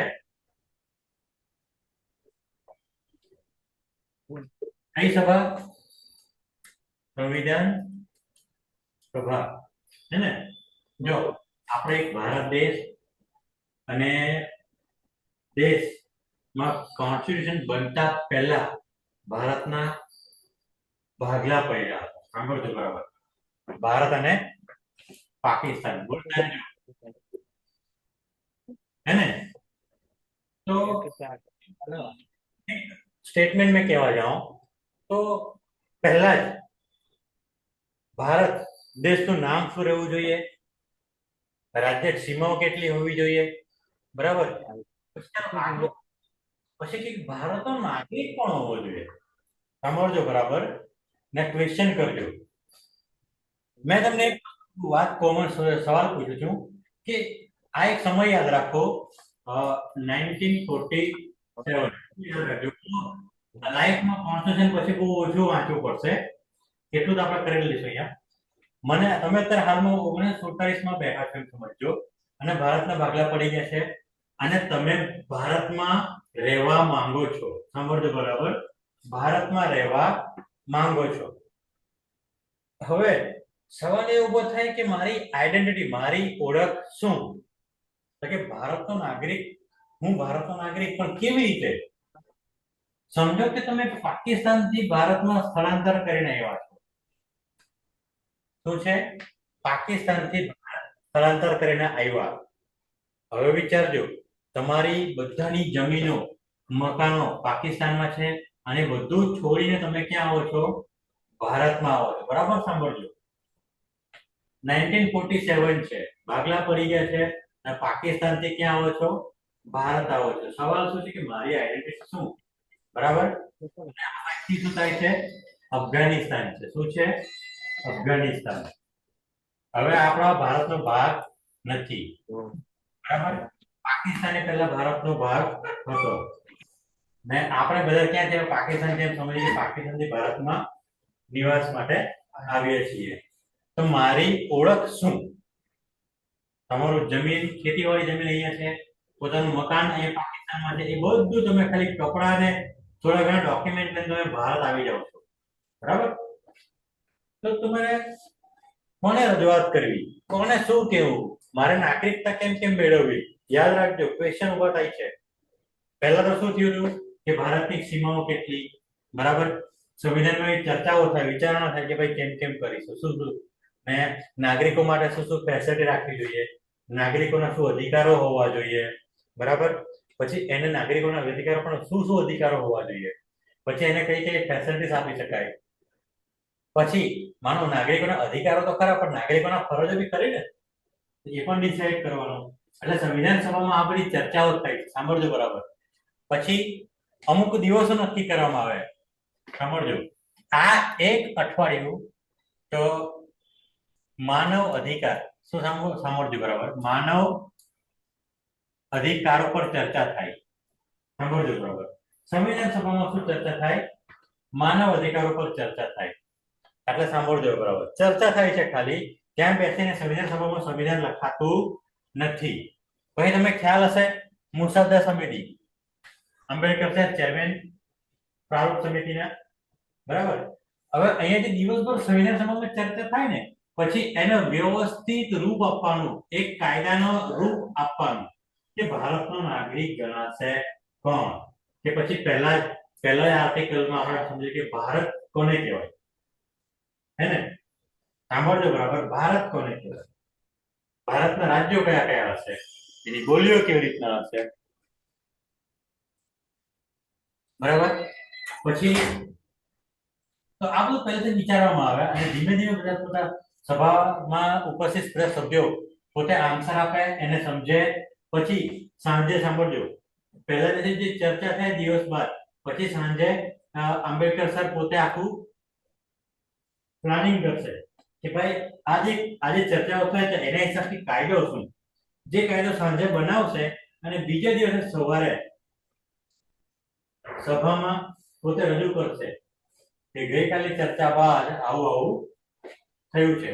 અને એ પોતે બીજા દેશના બંધારણોમાં, બરાબર, બંધારણો બી સ્ટડી કર્યું હતું એમણે, તો બીજા દેશના બંધારણોમાં લોકો માટે કે જે તે બાબત માટે, માનો કે નાગરિકતા બાબતે સમજી લો કે XYZ દેશમાંથી લેવામાં આવ્યું નાગરિકતા માટે કાયદાઓ, બરાબર.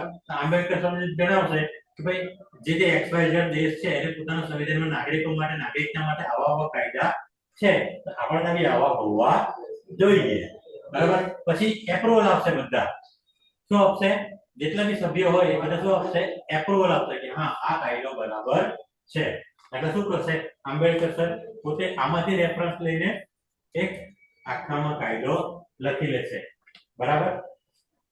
એટલે આ એક સિમ્પલ કાયદો લખવામાં આવે. બાકી તમે સંવિધાનના બુક બધી જોવા જશો તો તમને લગભગ 2-4 ટ્રાક ભરાઈ જશે આખી મિનિમમ. ચાલો હવે શરૂઆત કરીએ આપણે સંવિધાનનું, બરાબર. ભાગ 1. એની પહેલા એક ટાઇટલ તમે ધ્યાનથી સમજજો, એને દેખાય છે બધા વિદ્યાર્થી મિત્રોને હા સર. ઓનલાઈન? ઓકે. ભાગ 1 અને ટાઇટલ શું છે જોજો, બરાબર ધ્યાનથી સમજજો. સંઘ અને તેનું રાજ્ય ક્ષેત્ર. શું છે? સંઘ અને તેનું રાજ્ય ક્ષેત્ર. ઓકે, ચાલો ધ્યાન આપજો બરાબર.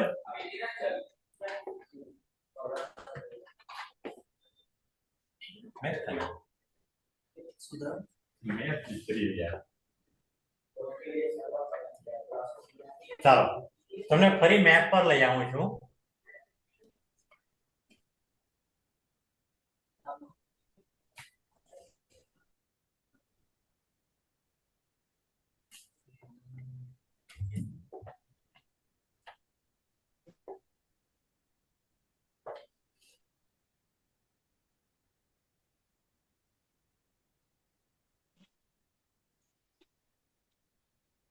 ચાલો આ એક આપણો ભારત દેશનો મેપ છે, બરાબર.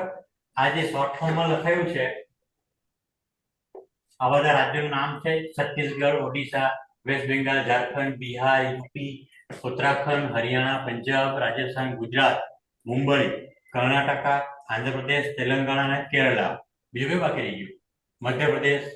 ઓકે, એ બાકીના પર જોઈ લઈશું આપણે. હિમાચલ પ્રદેશ અને જમ્મુ કાશ્મીર અને લેહ લદ્દાખ. ઓકે, તો આ તો પહેલા છૂટાછવાયા રજવાડા હતા, હે ને? તો આ બધા પહેલા અનુચ્છેદ હિસાબથી શું થયું? પહેલા અનુચ્છેદ હિસાબથી શું થયું? સંઘ અને તેનું રાજ્ય ક્ષેત્ર ટાઇટલ છે. એટલે જો સંવિધાન સભામાં બધા પાસે તો એક ડાયરી તો હોય જ, બરાબર.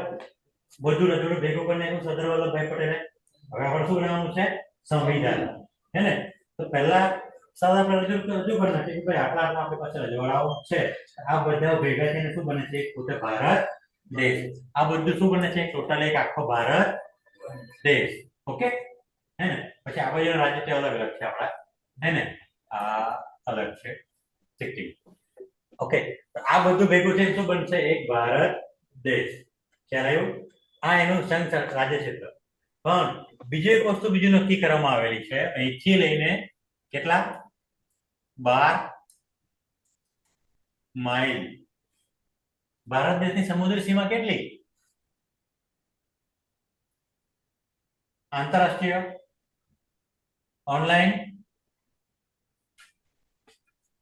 માનો ભારત દેશ કેટલા સુધી કહેવાશે કે આ જે ગુજરાતનો દરિયા કિનારો છે ત્યાંથી લઈને કેટલા 12 માઇલ આપણે આટલા સુધી જ કોઈ બી ખનિજ સંપદા કે મત્સ્ય વેપાર કરી શકીએ. 12 માઇલ એટલે કેટલા કિલોમીટર?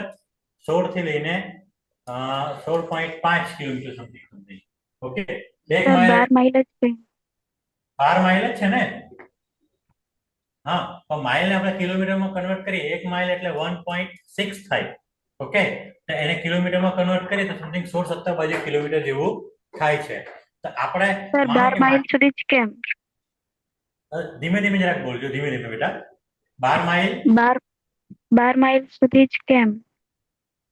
હા, પછી છે ને આંતરરાષ્ટ્રીય જળમાર્ગ કહેવામાં આવી જાય. ખ્યાલ આવ્યો? પછી આ ભાગ પર કોઈનો ઓકે. અધિકાર નથી. ખ્યાલ આવ્યો? પછી માનો કે મારે અહીંથી જવું છે બોટ માર્ગે ઓમાન, તો મારે શું લેવું પડશે? Visa, permit. ખ્યાલ આવ્યો? આ એક કાયદો છે, આંતરરાષ્ટ્રીય કાયદો છે બેટા. ખ્યાલ આવ્યો ને? Okay sir. હા સર. આંતરરાષ્ટ્રીય યુનો નો કાયદો, યુનાઇટેડ નેશન ઓર્ગેનાઇઝેશન નો કાયદો કહેવાય કે કોઈ પણ દેશની જળ સીમા કેટલી? તો કે સમુદ્ર કિનારેથી 12 માઇલ. ખ્યાલ આવ્યો? હે ને? હા સર. આ તમે કેટલું સાંભળ્યું હશે કે આપણા દેશના કેટલાક ગુજરાતના માછીમારો, સાંભળજો બરાબર, કેટલાક માછીમારો નીકળે છે તો આપણા આંતરરાષ્ટ્રીય જળસીમા પાસ કરીને બહાર જતા રહી તો એ લોકોને શું કરે છે? પાકિસ્તાન એ લોકોને અરેસ્ટ કરે છે ને. તો આવા બધા નિયમો, જો ભારત દેશનું બંધારણ બનાવવાનું, સાંભળજો, ભારત દેશનું બંધારણ બનાવવાનું એની પહેલા આંતરરાષ્ટ્રીય યુનોના નિયમો પણ યાદ રાખવા પડે. ખ્યાલ આવ્યો? તો જ આપણે દેશનું બંધારણ બનાવી શકીએ. ખ્યાલ આવશે બધાને? હા સર. ટોપિક પર આવી ગયા. શું હતું? હવે ખ્યાલ આવ્યો ને? આનું ટાઇટલ, આનો મતલબ શું? સંઘ અને તેનું રાજ્ય ક્ષેત્ર. જે રાજ્ય છે તે, અને રાજ્ય ક્ષેત્ર કેટલું કહેવાય? સમુદ્ર કિનારેથી 12 માઇલ. ખ્યાલ આવ્યો? હવે જો સિમ્પલ પહેલા અનુચ્છેદમાં શું કહેવામાં આવે છે? તેમાં તો ખાલી નામ જ છે ને આપણા સંઘનું નામ અને તેનું રાજ્ય ક્ષેત્ર અને દરિયાઈ સીમા નક્કી કરવામાં આવે. પછી હવે સાંભળજો, હવે માનો પાકિસ્તાન જોડે કોઈ યુદ્ધ થાય છે, ત્યાં કઈ સાઈડ થી? કાશ્મીર અને પંજાબ સાઈડ થી કોઈ યુદ્ધ થાય, બરાબર? તો યુદ્ધ કેટલાક આપણે એરિયા જીતી લઈએ છીએ. ઓકે, તો માનો જીતી લઈએ એટલે સમજી થઈ જાય કે ભાઈ હવે આ એરિયા અમારો કેવા છે આટલી સમજીએ આપણે. તો પાછું શું થશે? બંધારણમાં એક પાછું સંઘ અને તેના રાજ્ય ક્ષેત્રમાં શું કરશે? જે તે રાજ્યની સીમા હતી એને શું કરવામાં આવશે? વધારવામાં આવશે. ખ્યાલ આવ્યો? હે ને? અને રાજ્યો કયા કયા લાગશે? 2 રાજ્યો કયા કયા? 2 યાદ રાખજો બરાબર. આ બાજુ ઓનલાઈન. હવે સાંભળજો, જો થોડુંક ડીપમાં જઈએ છીએ આપણે. સમજો કે આ સાઈડ થી શું થાય છે? યુદ્ધ થાય છે. આટલાક પર તો આપણું પીઓકે છે ને, આટલાક પર, બરાબર? આટલાક પર આપણું પીઓકે છે, બરાબર? પીઓકે એટલે કે પાકિસ્તાન ઓક્યુપાઈડ કાશ્મીર, હે ને? માનો કે યુનો માનો કે સોલ્વ થઈ જાય અને ભારતને એનું રાજ્ય સોંપી દેવામાં આવે તો પૂરું પીઓકે આપણું. પછી જોજો આ બાજુ એક વસ્તુ બીજી તમને બતાવું કે યુદ્ધનું ક્ષેત્ર આ બાજુ બી કેટલું થાય છે. હવે સાંભળજો, જમ્મુ કાશ્મીરની બોર્ડર આટલી છે પણ પંજાબનો કેટલો ભાગ બી આપણે યુદ્ધ કરીને જીતી લઈએ છીએ. સાંભળજો, હે ને?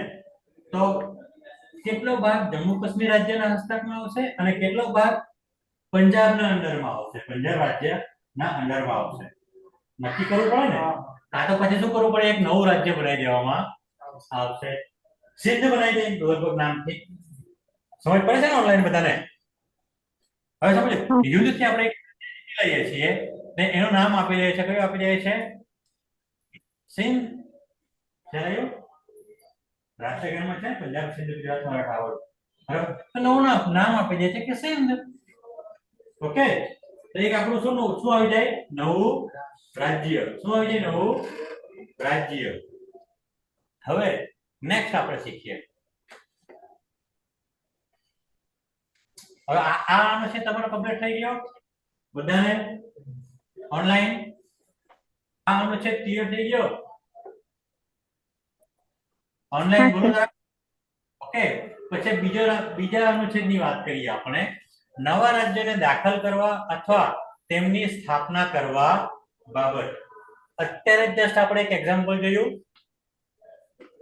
માનો પાકિસ્તાન સાઈડમાં આપણે પંજાબ સાઈડ થી અને કાશ્મીર સાઈડ થી યુદ્ધ કરીએ અને નવો એરિયા જીતી લઈએ ને એક નવું રાજ્ય બનાવી દઈએ જેટલો એરિયા આપણે જીતા બરાબર જેટલો એરિયા આપણે જીતા અને એ આપણે ભારતના કબજામાં આપવામાં આવે તો એને નવું રાજ્ય બનાવી શકાય ને આપણે એથી એક ઝઘડો ઉભો થાય પંજાબ અને કાશ્મીર રાજ્ય વચ્ચે હવે આટલું અમારું ખનિજ સંપદાઓ માટે હે ને એના માટે શું કરી દેવામાં આવે નવું રાજ્ય યુધિષ્ઠિર નવું રાજ્ય બની દેવામાં આવે બે રદ કર્યો છે એમાં આ વસ્તુ હતું યુદ્ધવાળી મેટર હતી એટલા માટે એને રદ કરવામાં આવેલો છે હવે આપણે જોઈએ ત્રીજું રાજ્ય સાંભળજો બરાબર નવા રાજ્યોની રચના અને વિદ્યમાન રાજ્યના વિસ્તારો સાંભળજો બરાબર વિદ્યમાન રાજ્યના વિસ્તારો સીમાઓ અથવા નામોમાં ફેરફાર હવે આમાં કઈ તમને ખ્યાલ આવશે નવા રાજ્યોની રચના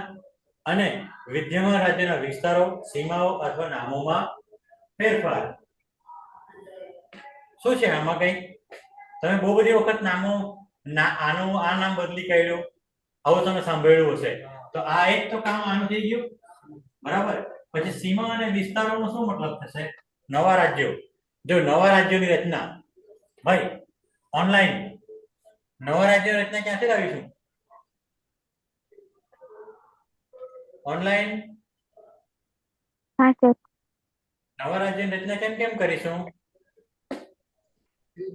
માનો આપણે મુંબઈ ગુજરાતનું દરિયા કિનારો છે આ આપણું ગુજરાત છે આપણે દરિયા કિનારો છે અથવા ગુજરાતમાંથી માટી લાવીને આપણે જો નાખીશું આપણે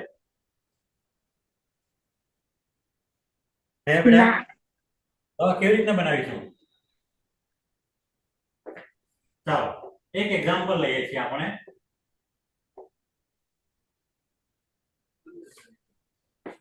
ક્યાં યુઝ કરી દો સમુદ્રમાં નહીં ચાલો મારે આટલામાંથી એક નવું રાજ્ય બનાવવું છે આટલામાં હે ને ઓનલાઈન દેખાય છે ને મને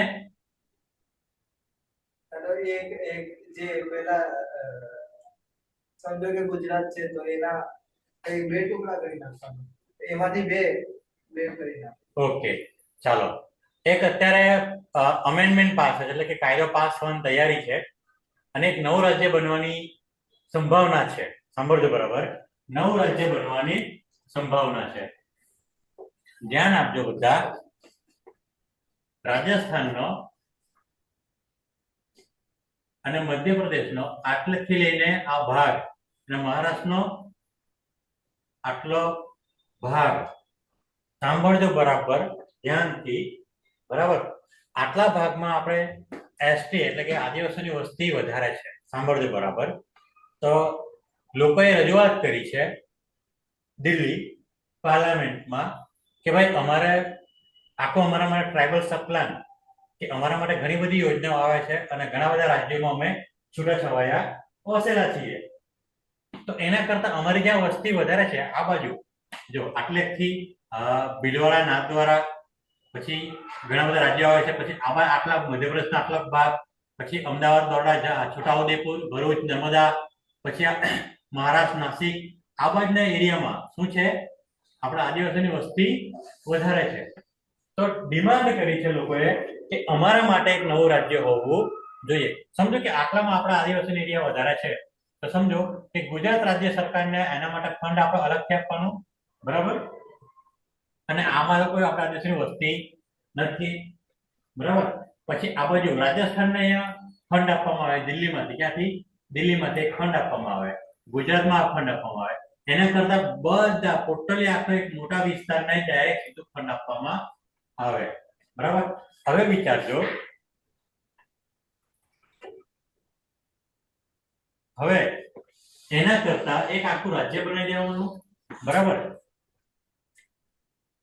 આટલો કંઈક સમથિંગ એરિયા છે બરાબર આટલા એરિયામાંથી નવું રાજ્ય બનાવવાનું છે હવે જો નવું રાજ્ય બને એટલે રાજસ્થાનની સીમાઓ શું થાય રાજસ્થાનની સીમા આટલી થઈ જાય, બરાબર, ગુજરાતની સીમા આટલી રહી જાય, ઓકે, સુરત પછી મહારાષ્ટ્રની સીમા આટલી ઘટી જાય, ઓકે, ખ્યાલ આવ્યો, પછી મહારાષ્ટ્ર એમપી ની સીમા આટલી ઘટી જાય, હે ને, અને કયું રાજ્યનું નિર્માણ થાય? એક નવું રાજ્યનું નિર્માણ થાય, ઓકે. ઓવરસીઝ એરિયા છે, મકાન બકાન બધાના બનેલા જ છે, સરકારી ઓફિસો બનેલી છે, પછી સરકારી ઓફિસો માનો હવે આપણો અત્યારે લખાય છે, શું લખાય છે અત્યારે?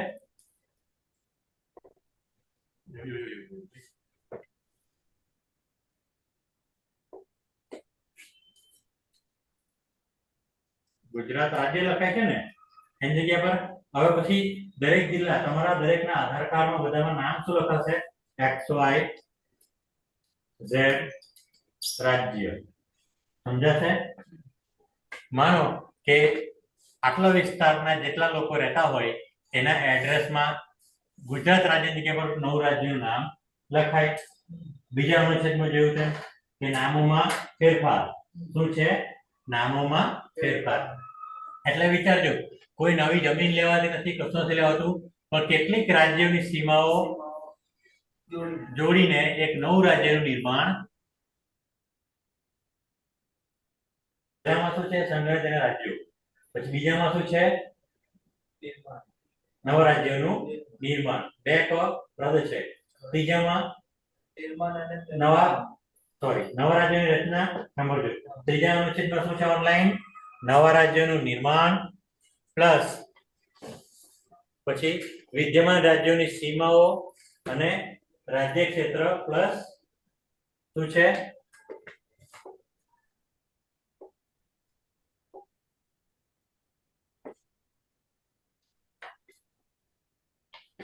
શું કે નવા રાજ્યો રચના અને વિદ્યમાન રાજ્યોના વિસ્તારો, સીમાઓ અથવા નામોમાં ફેરફાર થઈ ગયો. સીમાઓમાં ફેરફાર યાદ રાખજો, અહીંયા એક શબ્દમાં તમે ધ્યાન નથી આપ્યું. સીમાઓ અથવા નામોમાં ફેરફાર, વિસ્તારોમાં ફેરફાર. સમજ પડી? ફેરફાર એટલે કે કેટલાક રાજ્યોની, ચાલો કે આ આપણું રાજ્ય છે ગુજરાત, બરાબર, આ છે મહારાષ્ટ્ર, મધ્યપ્રદેશ અને રાજસ્થાન. હવે આટલામાં એક નવું રાજ્ય બનાવી દેવામાં આવે તો આ બધાની સીમાઓમાં ફેરફાર થઈ જાય, વિસ્તારોમાં ફેરફાર થઈ જાય. ત્યારે આટલો એક સામાન્ય કોન્સેપ્ટ છે પહેલો, બીજો, ત્રીજો અનુચ્છેદમાં. ખ્યાલ આવ્યો બધાને ઓનલાઈન? હા સર. હવે વાંધો નહીં આવશે ને સંવિધાનમાં? Yes sir. હા. પછી ચોથા અનુચ્છેદ શું કહે છે? જો ચોથા અનુચ્છેદમાં શું કહે છે કે અનુચ્છેદ નંબર 2 અને 3 હેઠળ કરેલા કાયદામાં પહેલી અને ચોથી અનુસૂચિઓના સુધારા અને પૂરક આનુષંગિક અને પારિણામિક બાબતો માટે રાજ્ય જોગવાઈ કરવા બાબત. હવે અહીંયા એક શબ્દ છે જોગવાઈ કરવા બાબત. એટલે કે માનો કે એક નવું રાજ્ય આપણે બનાવ્યું, સાંભળજો, રાજસ્થાન, મધ્યપ્રદેશ, ગુજરાત અને મહારાષ્ટ્રમાં થોડી ભાગો લઈને આપણે શું કર્યું? નવું રાજ્ય બનાવ્યું. એટલે નવું રાજ્ય બને એટલે નવા કાયદા બનાવવાના, નિયમો બનાવવાના. નિયમો તો ઓલરેડી છે, પણ સ્પેશિયલ નિયમો બનાવવાના. કેમ કે સમજો કે ગુજરાત રાજ્યમાં નર્મદા જિલ્લો છે. આ નર્મદા જિલ્લો માંથી નર્મદા નદી નીકળે છે, ઓકે. પછી સમજો એના પર શું બાંધવામાં આવે છે? સરદાર સરોવર, બરાબર. સરદાર સરોવર માંથી શું થાય છે? વીજળી ઉત્પન્ન થાય છે ને, ઓકે. પણ એ કાલે ઉઠીને જો નવા રાજ્યમાં આવી જાય સરદાર સરોવર ડેમ, પછી કાકરાપાર ન્યુક્લિયર પાવર પ્લાન્ટ, બરાબર, એ શું નવા રાજ્યમાં આવી જશે, બરાબર. પછી સાંભળજો, હવે નવા રાજ્યમાં આવી જાય એટલે આમાંથી વીજળી આપવાની છે કોને? ગુજરાતને. એની પાસે ચાર્જીસ લેવાના ને ગુજરાત રાજ્ય, બરાબર. ગુજરાત રાજ્ય ચાર્જીસ કોને આપવાના? X, Y અને Z રાજ્યને ચાર્જીસ આપવાના, બરાબર. હવે આમાંથી જે બી રાજ્યને આવક થાય, જે ચાર્જીસ મળે, એ કોને આપવાના? કેન્દ્ર સરકારને. આવા નિયમો ઘડવાના. કયા અનુચ્છેદમાં છે? ચોથા અનુચ્છેદમાં આવા નિયમો બનાવવાના. ન્યુક્લિયર પાવર પ્લાન્ટનો હિસ્સો નવા ગુજરાત રાજ્યનો પહેલા આટલો હતો, હવે નવા રાજ્યની અંદરમાં જાય છે તો આ નવા રાજ્યનો હિસ્સો આટલો આવશે. ખ્યાલ આવ્યો? પછી બીજી પેદાશો માનો ગુજરાત સરકારે કેન્દ્ર સરકારે સુરત જિલ્લાના માંગરોળ તાલુકામાં જીએમડીસી સાંભળજો, જીએમડીસી માઇનિંગ ડિપાર્ટમેન્ટ છે એ ઓપન કરીને નરોલી કરીને જગ્યાએ પાવર પ્લાન્ટ નાખ્યો છે સેન્ટ્રલ ગવર્મેન્ટ, બરાબર? એ કોણે વીજળી પૂરી પાડે છે? ઉદ્યોગોને વીજળી પૂરી પાડે છે, બરાબર? તો હવે એ ક્યાં આવી છે? નવા XYZ રાજ્યમાં આવી છે, બરાબર? તો એ પછી ગુજરાત સરકાર તો પાર્ટિસિપેન્ટ 0 હે ને, પણ શરૂઆત કોણે કરી છે? સાહેબ કોણે? ગુજરાત સરકારે સાહેબ હતું. તો એના પ્રોફિટમાંથી અમુક શેરિંગ કોને આપવું પડે? ગુજરાત સરકારને આપવું પડે. અને કેટલા પ્રમાણમાં આપવું એ નક્કી કરવાનું કામ કોનું? કયા અનુચ્છેદમાંથી? ચોથા અનુચ્છેદમાંથી. ખ્યાલ આવ્યું?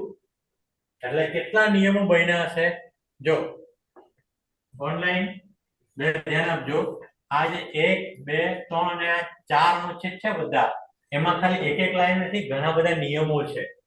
એ નિયમો તો વાંચવા જશો તો ઘણી બધા, મતલબ આપણે એક જન્મનું કામ નથી, ઘણા બધા જન્મ જોઈશે. ચલો આટલું બધું નક્કી થઈ જાય પછી ભારતનો નાગરિક કોણ કહેવાશે? શું છે? ભારતનો નાગરિક કોણ કહેવાશે? હે ને, પાકિસ્તાનમાંથી સ્થળાંતર કરે કેટલીક વ્યક્તિના નાગરિકતાના હક, પાકિસ્તાનમાં સ્થળાંતર કરી ગયેલી અમુક વ્યક્તિ નાગરિકતાના હક. આ તો ડીપમાં છે. કેટલો રહેવા? 40 થઈ જશે, વાંધો નહીં. આપણે ભાગ 2 પતાવી દઈશું આજે. જો આ સંવિધાનના આરંભે નાગરિકતા એટલે કે આ એક આપણે હે ને એક સમજો આ ભારત અને પાકિસ્તાન છે. ઓનલાઈન ખ્યાલ આવે છે? માનો હા સર. આ પાકિસ્તાન છે ને આ ભારત છે, બરાબર? હવે આપણને એક કાયદા સમજવાનો છે. કાયદો જે તારે સંવિધાન બનવાનું છે એ તો આટલા વિસ્તાર માટે જ છે ને, આપણા માટે, હે ને? અહીંયા તો કોઈ એની અસર થવાની નથી, હે ને? હવે સમજો આ સંવિધાનના આરંભે નાગરિકતા, સંવિધાન લાગુ થાય એની પહેલા ભારત પાકિસ્તાન બી ભારતનું હતું ને, બરાબર? એ લોકો ની સાથે અન્યાય કરી શકાય નહીં, ભલે વચ્ચે આપણી રેખા આવી ગઈ, બરાબર? પણ એ બી પહેલા કયા હતા? ભારતના નાગરિકો હતા બધા, હે ને? પછી શું કહેવામાં આવ્યું હતું કે જે પણ વ્યક્તિની ઈચ્છા હોય, શું હોય? જે પણ વ્યક્તિની ઈચ્છા હોય તે ભારતમાં આવીને પોતાનો વસવાટ કરી શકે છે. હવે સમજો કે ભારતની આ પાકિસ્તાનની બોર્ડર છે, આ જગ્યા ઉપર છે ને રેફ્યુજી કેમ્પ બનાવ્યા હતા. આ બાજુ શું બનાવવામાં હતા? Refugee camp. બહુ ધ્યાનથી સમજજો બધા, હે? હવે સમજો કે હું આ જે જગ્યાના પાકિસ્તાનનો રહેવાસી છું, બરાબર? મારે કોઈ આવવાની ક્યાં ઈચ્છા આવવાની છે? ભારત આવવાની, ભારતમાં વસવાટ કરવાની ઈચ્છા છે, બરાબર? તો હું મારા તમામ ડોક્યુમેન્ટ, માનો કે જમીન બી કોઈ એક બીજા પાકિસ્તાની નાગરિકને વેચીને, સમજો વેચીને, શું જમીન અને મકાન વેચીને પૈસા લઈને, સમજો પૈસા લેવાના, પૈસાના કપડાના સાધન સામગ્રી લઈ લેશે અને પછી ક્યાં આવશે? પોતાના ડોક્યુમેન્ટ લઈને પોતે ક્યાં આવશે? રેફ્યુજી કેમ્પમાં, બરાબર? પછી રેફ્યુજી કેમ્પમાં ઘણી બધી સંખ્યાઓ થઈ જાય ને, ઘણી બધી સંખ્યાઓ. પછી અહીંના રેફ્યુજી કેમ્પમાંથી ભારત સરકારને આગ્રહ કરવામાં આવે કે અમારા કેમ્પમાં આટલા વ્યક્તિઓ છે જે ભારત આવવા વસવાટ કરવા માંગે છે, બરાબર? પછી માનો કે આ બાજુથી કહેવામાં આવે કે હા મોકલી દો, બરાબર? તો આ બાજુના રેફ્યુજી કેમ્પથી સાંભળજો, આ પાકિસ્તાનનો રેફ્યુજી કેમ્પ છે અને આ ભારતનો રેફ્યુજી કેમ્પ છે. અહીંયા આ લોકોના ડોક્યુમેન્ટ ચેક કરી લેવામાં આવે કે હા તો ભાઈ અફઘાનિસ્તાનમાં તો નથી ને, બરાબર? કોઈ બીજા દેશમાં નથી ને? સાંભળજો, એ બી માનો કે આઝાદી પહેલા ભારત દેશ આઝાદ થયો, બરાબર? એની પહેલા આપણા ભારતીયો પણ આઉટ ઓફ ઇન્ડિયા રહેતા હતા. તો એ લોકો બી માનો નજીકનો દેશ મને પડે છે પાકિસ્તાન, અહીંયા આવી જાય તો એ લોકો બી ક્યાં રહેવું પડશે? પાકિસ્તાનના રેફ્યુજી કેમ્પમાં રહેવું પડશે, બરાબર?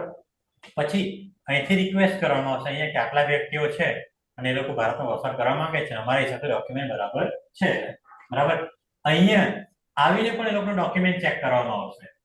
હા, અને ડોક્યુમેન્ટ ઠીક લાગે તો પછી એ લોકોને આખો લોટ બનાવી દેવામાં 50-100 લોકોનો, અને પછી માનો કે પાકિસ્તાનના લાહોરથી આવેલા હોય અને આપણે એ લોકો વસવાટ કરવાનો હોય રાજસ્થાનમાં, બરાબર, તો એ લોકો રેફ્યુજી કેમ્પથી લઈને આખા વિસ્તારથી દૂર આ લોકોને મૂકવામાં આવે, બરાબર. અને એ લોકોને પૂછવામાં આવે કે રાજસ્થાનમાં કે ગુજરાતમાં તમારો કોઈ ઓળખીતા છે ને એવું આવવા માંગતા હોય તો એ લોકોને એ લેવા બોલાવી લેવું. સમજી ગયા?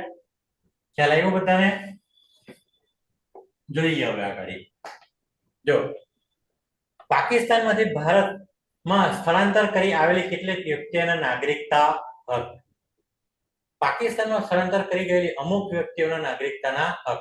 જો પાકિસ્તાનમાંથી, બરાબર સાંભળજો, આપણે શું બધું આગળ જઈશું એટલે તમને ડેટ સાથે પાકિસ્તાનમાંથી ભારતમાં સ્થળાંતર કરી ગયેલા અને પાકિસ્તાનમાં સ્થળાંતર કરી ગયેલી એટલે કે ભારતમાંથી ક્યાં? પાકિસ્તાનમાં. ઓકે, ખ્યાલ આવ્યો? કારણ કે પાકિસ્તાન જઈને પાછું બી આવવાની ઈચ્છા થઈ ગઈ તો અહીંયા, હે ને? પછી જો ભારતની બહાર વસતી અમુક ભારતીય મૂળની વ્યક્તિઓના નાગરિકતાના હક. આ ભારત છે, માનો ઉપર આપણે રશિયા છે, બરાબર, પછી યુકે છે, એ બધું બી જતા રહેલા હોય, કારણ કે ગયેલા હોય ને ભણવા. દાખલા તરીકે આપણે આંબેડકર ગયા હતા, બરાબર, ભણવા માટે ગયા હતા મોટી મોટી યુનિવર્સિટીમાં આઉટ ઓફ ઇન્ડિયા. એમની નાગરિકતાના હક રહેવો જોઈએ. હા, એટલે આવીને પુનઃવસવાટ થઈ ગયા હતા, તો માનો ટોટલી વિદેશોમાં જ રહ્યા હોય અને પછી ભારત આવવા માંગતા હોય તો એના માટે નાગરિકતા એનઆરઆઈ સિસ્ટમ ખ્યાલ છે ને બધાને? NRI rules, non residential Indian, જેમાં વર્ષોથી આઉટ ઓફ ઇન્ડિયા રહેતો હોય એના માટે બી આ કાયદો લાગુ પડવો જોઈએ. ખ્યાલ આવ્યો? ચાલો હવે આપણે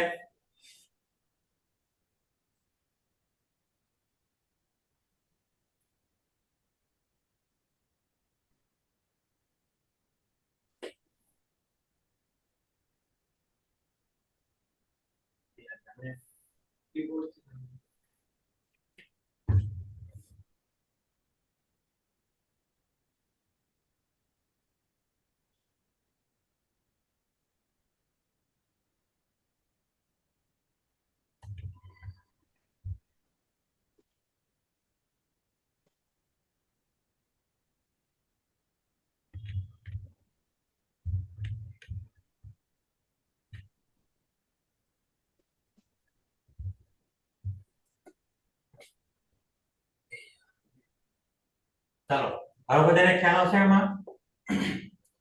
ઇન્ડિયા અર્થાત ભારત રાજ્યનો સંગ્રહ છે. આ તો આપણે જોઈ ગયા.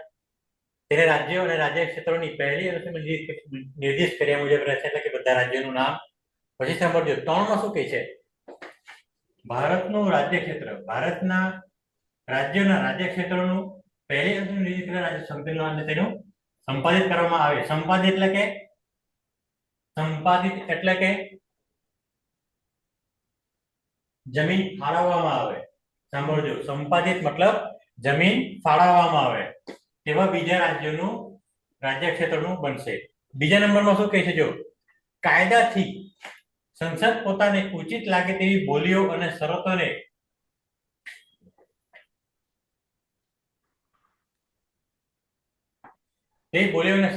સંઘમાં નવા રાજ્યોને દાખલ કરી શકશે અથવા તેમની સ્થાપના કરી શકશે. જો નવા રાજ્યોને દાખલ કરવા અથવા તેની સ્થાપના કરવા બાબત અત્યારે જે આપણે વાત કરી મેપ પર જોયું, બરાબર, રાજસ્થાન, ગુજરાત, મધ્યપ્રદેશ અને મહારાષ્ટ્રમાંથી એક નવું રાજ્ય બનાવવામાં આવે. સાંભળ્યું? બરાબર, ગુજરાત, રાજસ્થાન, ગુજરાત, મધ્યપ્રદેશ અને આ એક મહારાષ્ટ્ર. આમાંથી સમજો કે આ જે અત્યારે સર્કલ ડ્રો થાય છે એનું નવું રાજ્ય બનાવવામાં આવે, બરાબર. એ કયા અનુચ્છેદથી બનાવવામાં આવશે? અનુચ્છેદ નંબર 2. ખ્યાલ આવ્યો બધાને? હે ને? અત્યારે આ ચર્ચા ચાલી રહી છે. 2 ક શું કહે છે? સિક્કિમ રાજ્યને સંઘ સાથે સંબંધિત રાખવા બાબત સંવિધાન 36માં સુધારા અધિનિયમ 1975 ની કલમ 5(2) થી રદ કર્યો છે. તારીખ 26/4 અમલી મતલબ સિક્કિમ રાજ્ય ભારતમાં જોડાયું, બરાબર. સિક્કિમના રાજાએ પલટન મૂવી છે, કયું મૂવી? પલટન મૂવી, એમાં આનો ઉલ્લેખ કરવામાં આવ્યો છે, બરાબર. પછી અનુચ્છેદ નંબર 3 શું કહે છે? જો કોઈ રાજ્યને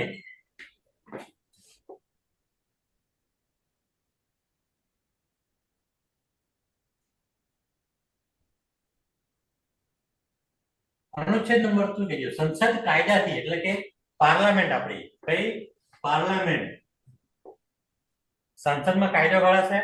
શું કહે છે? કોઈ રાજ્યમાંથી પ્રદેશ અલગ પાડીને, સાંભળજો, કોઈ ભાઈ પછી ફોન કરું લેક્ચર પછી ફોન કરું લેક્ચર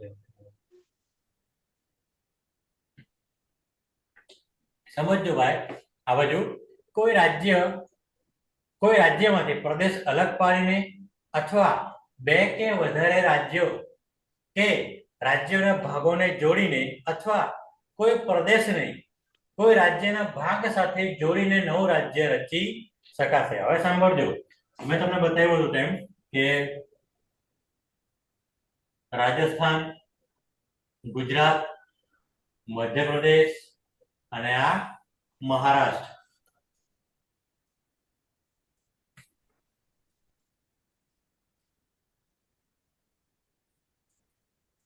ખ્યાલ આવી ગયો બધાને? ઓનલાઈન રાજસ્થાન, ગુજરાત, મહારાષ્ટ્ર અને મધ્યપ્રદેશ, આનો આપણો ટ્રાઇબલ્સ એરિયા છે, બરાબર. એને અલગથી કરી દેવામાં આવે, માનો કે આ પૂરો ટ્રાઇબલ એરિયા છે, બરાબર. તો એના માટે અલગથી સુવિધા બનાવવી પડશે. દરેક રાજ્યને અલગ અલગ ફાળો આપવાનો છે આ લોકોના માટે. એના કરતા આ લોકોનું એક રાજ્ય બનાવી દઈએ, બરાબર. તો આની ચર્ચા ચાલી છે અત્યારે કયા નામથી? બિલ,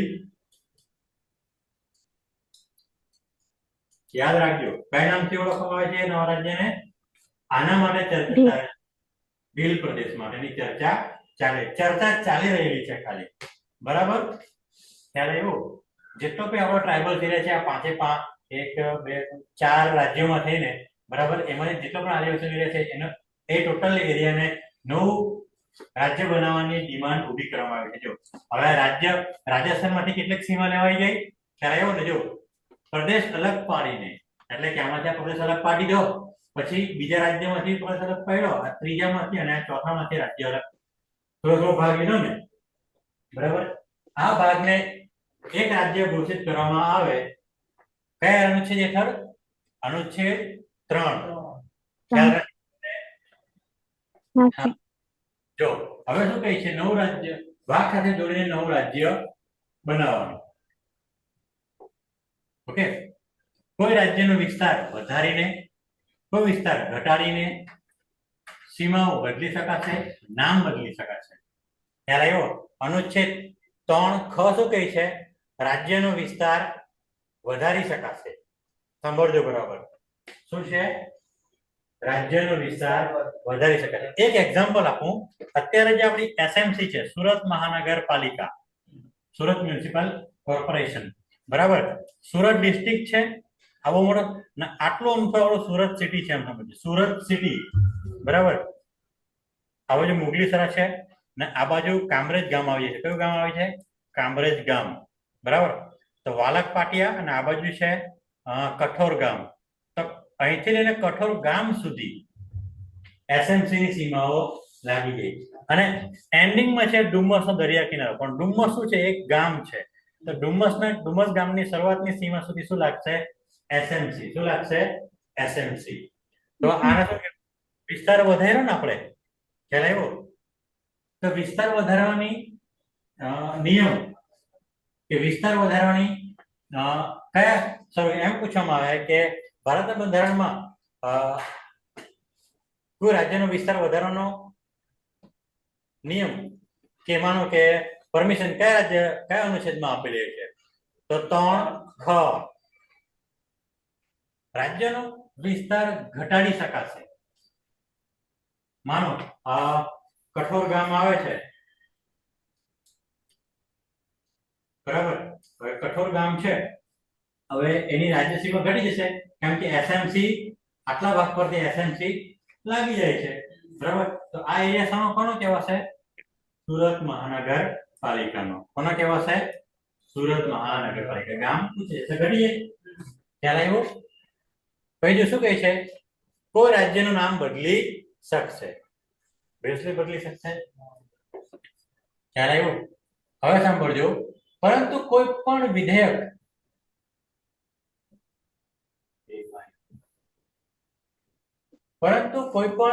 વિધેયક રાષ્ટ્રપતિની ભલામણ સિવાય અને તે વિધેયકમાંની દરખાસ્ત કોઈ પણ રાજ્યના વિસ્તાર, સીમાઓ અથવા નામને અસર પહોંચાડતી હોય ત્યાં રાષ્ટ્રપતિ તે વિધેયક તે રાજ્યના વિધાનમંડળ ઉપર નિર્દેશ કરવામાં આવે તે મુદતની અંદર અથવા તેઓ આપે તેટલી વધુ મુદતની અંદર તેની ઉપર તેના મંતવ્યો દર્શાવવા માટે મોકલી આપે અને તે રીતે નિર્દિષ્ટ કરેલી અથવા છૂટ આપેલી મુદત પૂરી થાય તે સિવાય તે હેતુ માટે એ વિધેયક સંસદના બેમાંથી એક ગૃહમાં રજૂ કરી શકાશે નહીં. એનો મતલબ માનો આપણે એક રિક્વેસ્ટ મોકલી અને લોકસભા, કઈ સભા? લોકસભામાં ચર્ચા થાય અને પછી રાજ્યસભામાં પાસે કાયદો બનવા માટે આવે. બંને બધી ચર્ચાઓ થયા કરે છે અને રાષ્ટ્રપતિ પાસે એક જાય છે વિચાર મંથન માટે કે હા અમે બંને ગૃહો, બંને સદનો નવું રાજ્ય બનાવવા માટે તૈયાર છે. પછી રાષ્ટ્રપતિ શું કરશે? એક જૂની પેટર્ન શોધશે અને રિવ્યુ માંગશે લોકોના. બરાબર. અને રિવ્યુ કોની પાસે માંગશે?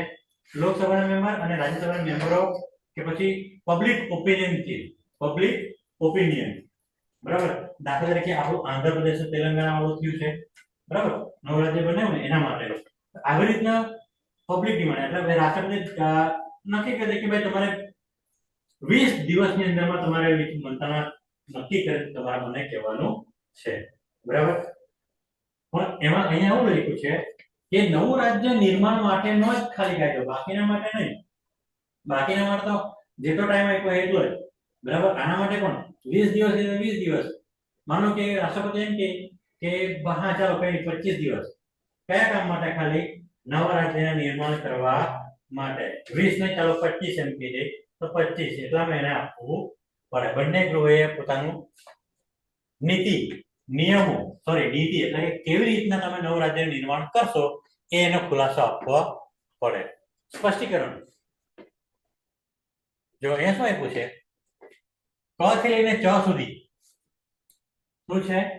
ક થી લઈને ચ સુધીમાં આવતા રાજ્યની વ્યાખ્યા શબ્દમાં સંઘ રાજ્ય ક્ષેત્રનો સમાવેશ થાય છે. એટલે કે જમીન છે એટલું જ, બીજું નહીં.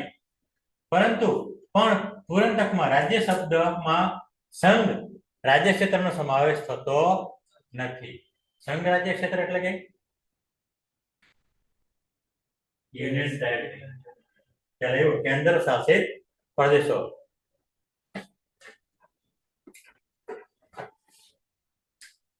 શું કે છે? જો સંસદના પ્રદેશોનો કોઈ રાજ્ય કે સંઘ રાજ્ય ક્ષેત્રનો કોઈ ભાગ બીજા ભાગ નવ રાજ્ય કે સમાવેશ થાય છે. વાતો સમજાય. ચાલો હવે છે બીજું શું છે અંદર? નાગરિકતા. ઓનલાઈન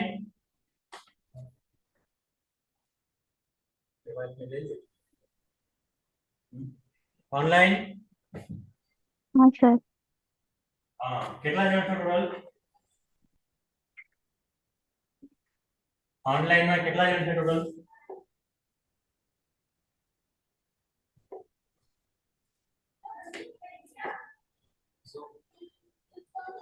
ઓછા છે ને? 6 છે, 5 છે. તો શું કરીએ આજે? આટલેથી સ્ટોપ રાખીએ. Okay sir. આવતીકાલે આપણે શું કરીશું? નેક્સ્ટ. ઓકે. બંધારણ ભણીશું. સોરી, આવતીકાલે સેટરડે. આવતીકાલે રજા રહેશે. બે દિવસ શનિ રવિ રજા રહેશે પણ સર આપણે ટ્રાય કરીશું કે ઘરથી લેવાની ટ્રાય કરીશું. બરાબર હે ને? કંઈક વિચારશું, મેસેજ કરીશું તમને. હે ને? Okay sir. થેન્ક યુ બધાને. પણ આવું નહીં કરવાનું, બધા હાજર રહ્યો કારણ કે આના માટે જ મેં તમારા માટે મહેનત કરી છે અમે. હે ને? ઓકે ચાલો. હા થેન્ક યુ સર.